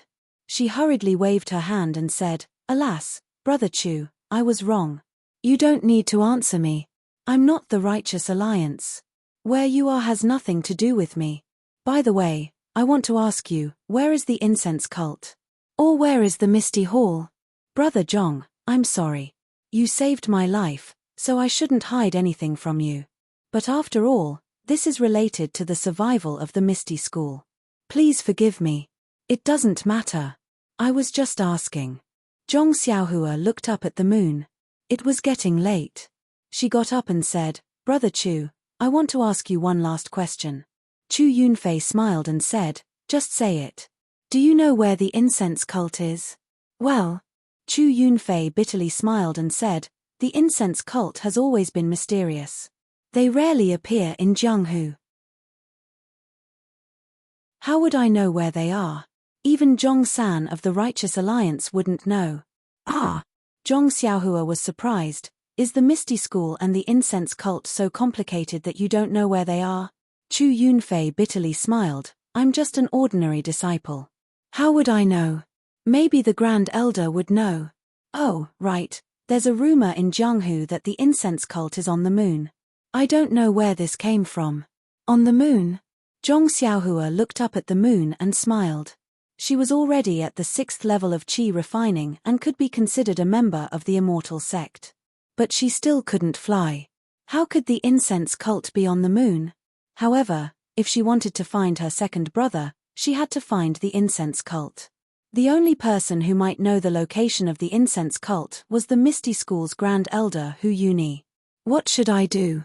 If Chu Yunfei doesn't let down his guard, how can I find Grand Elder Hu? But I can't tell anyone about my background, so it's difficult. Suddenly, Zhong Xiaohua's eyes lit up. She smiled and said, "Senior Chu, there's something I need to trouble you with. Tell me, I'll listen first. I would like to trouble you to go back and ask Great Elder Hu if he knows the address of the fragrant religion. If he knows, can I trouble Senior Chu to tell me the address?" "Huh? You want to go to the incense cult? Is that Zhong Xiaohu your brother?" "Yes, Zhong Xiaohu is my brother. We haven't seen each other for 4 or 5 years. I want to see the incense cult with my own eyes. What if you can't find it?" Chu Yunfei frowned. Zhong Xiaohua had a harmless look on his face. He shrugged his shoulders and spread out his hands. "A debt of blood must be paid in blood. Please vote for me. Thank you." Chidian website welcomes all readers to read. The newest, fastest, and most popular series is Chidian's original. -3. You're tuning in to the Celestial War YouTube channel. Don't forget to subscribe and join us on this journey to catch the most captivating stories,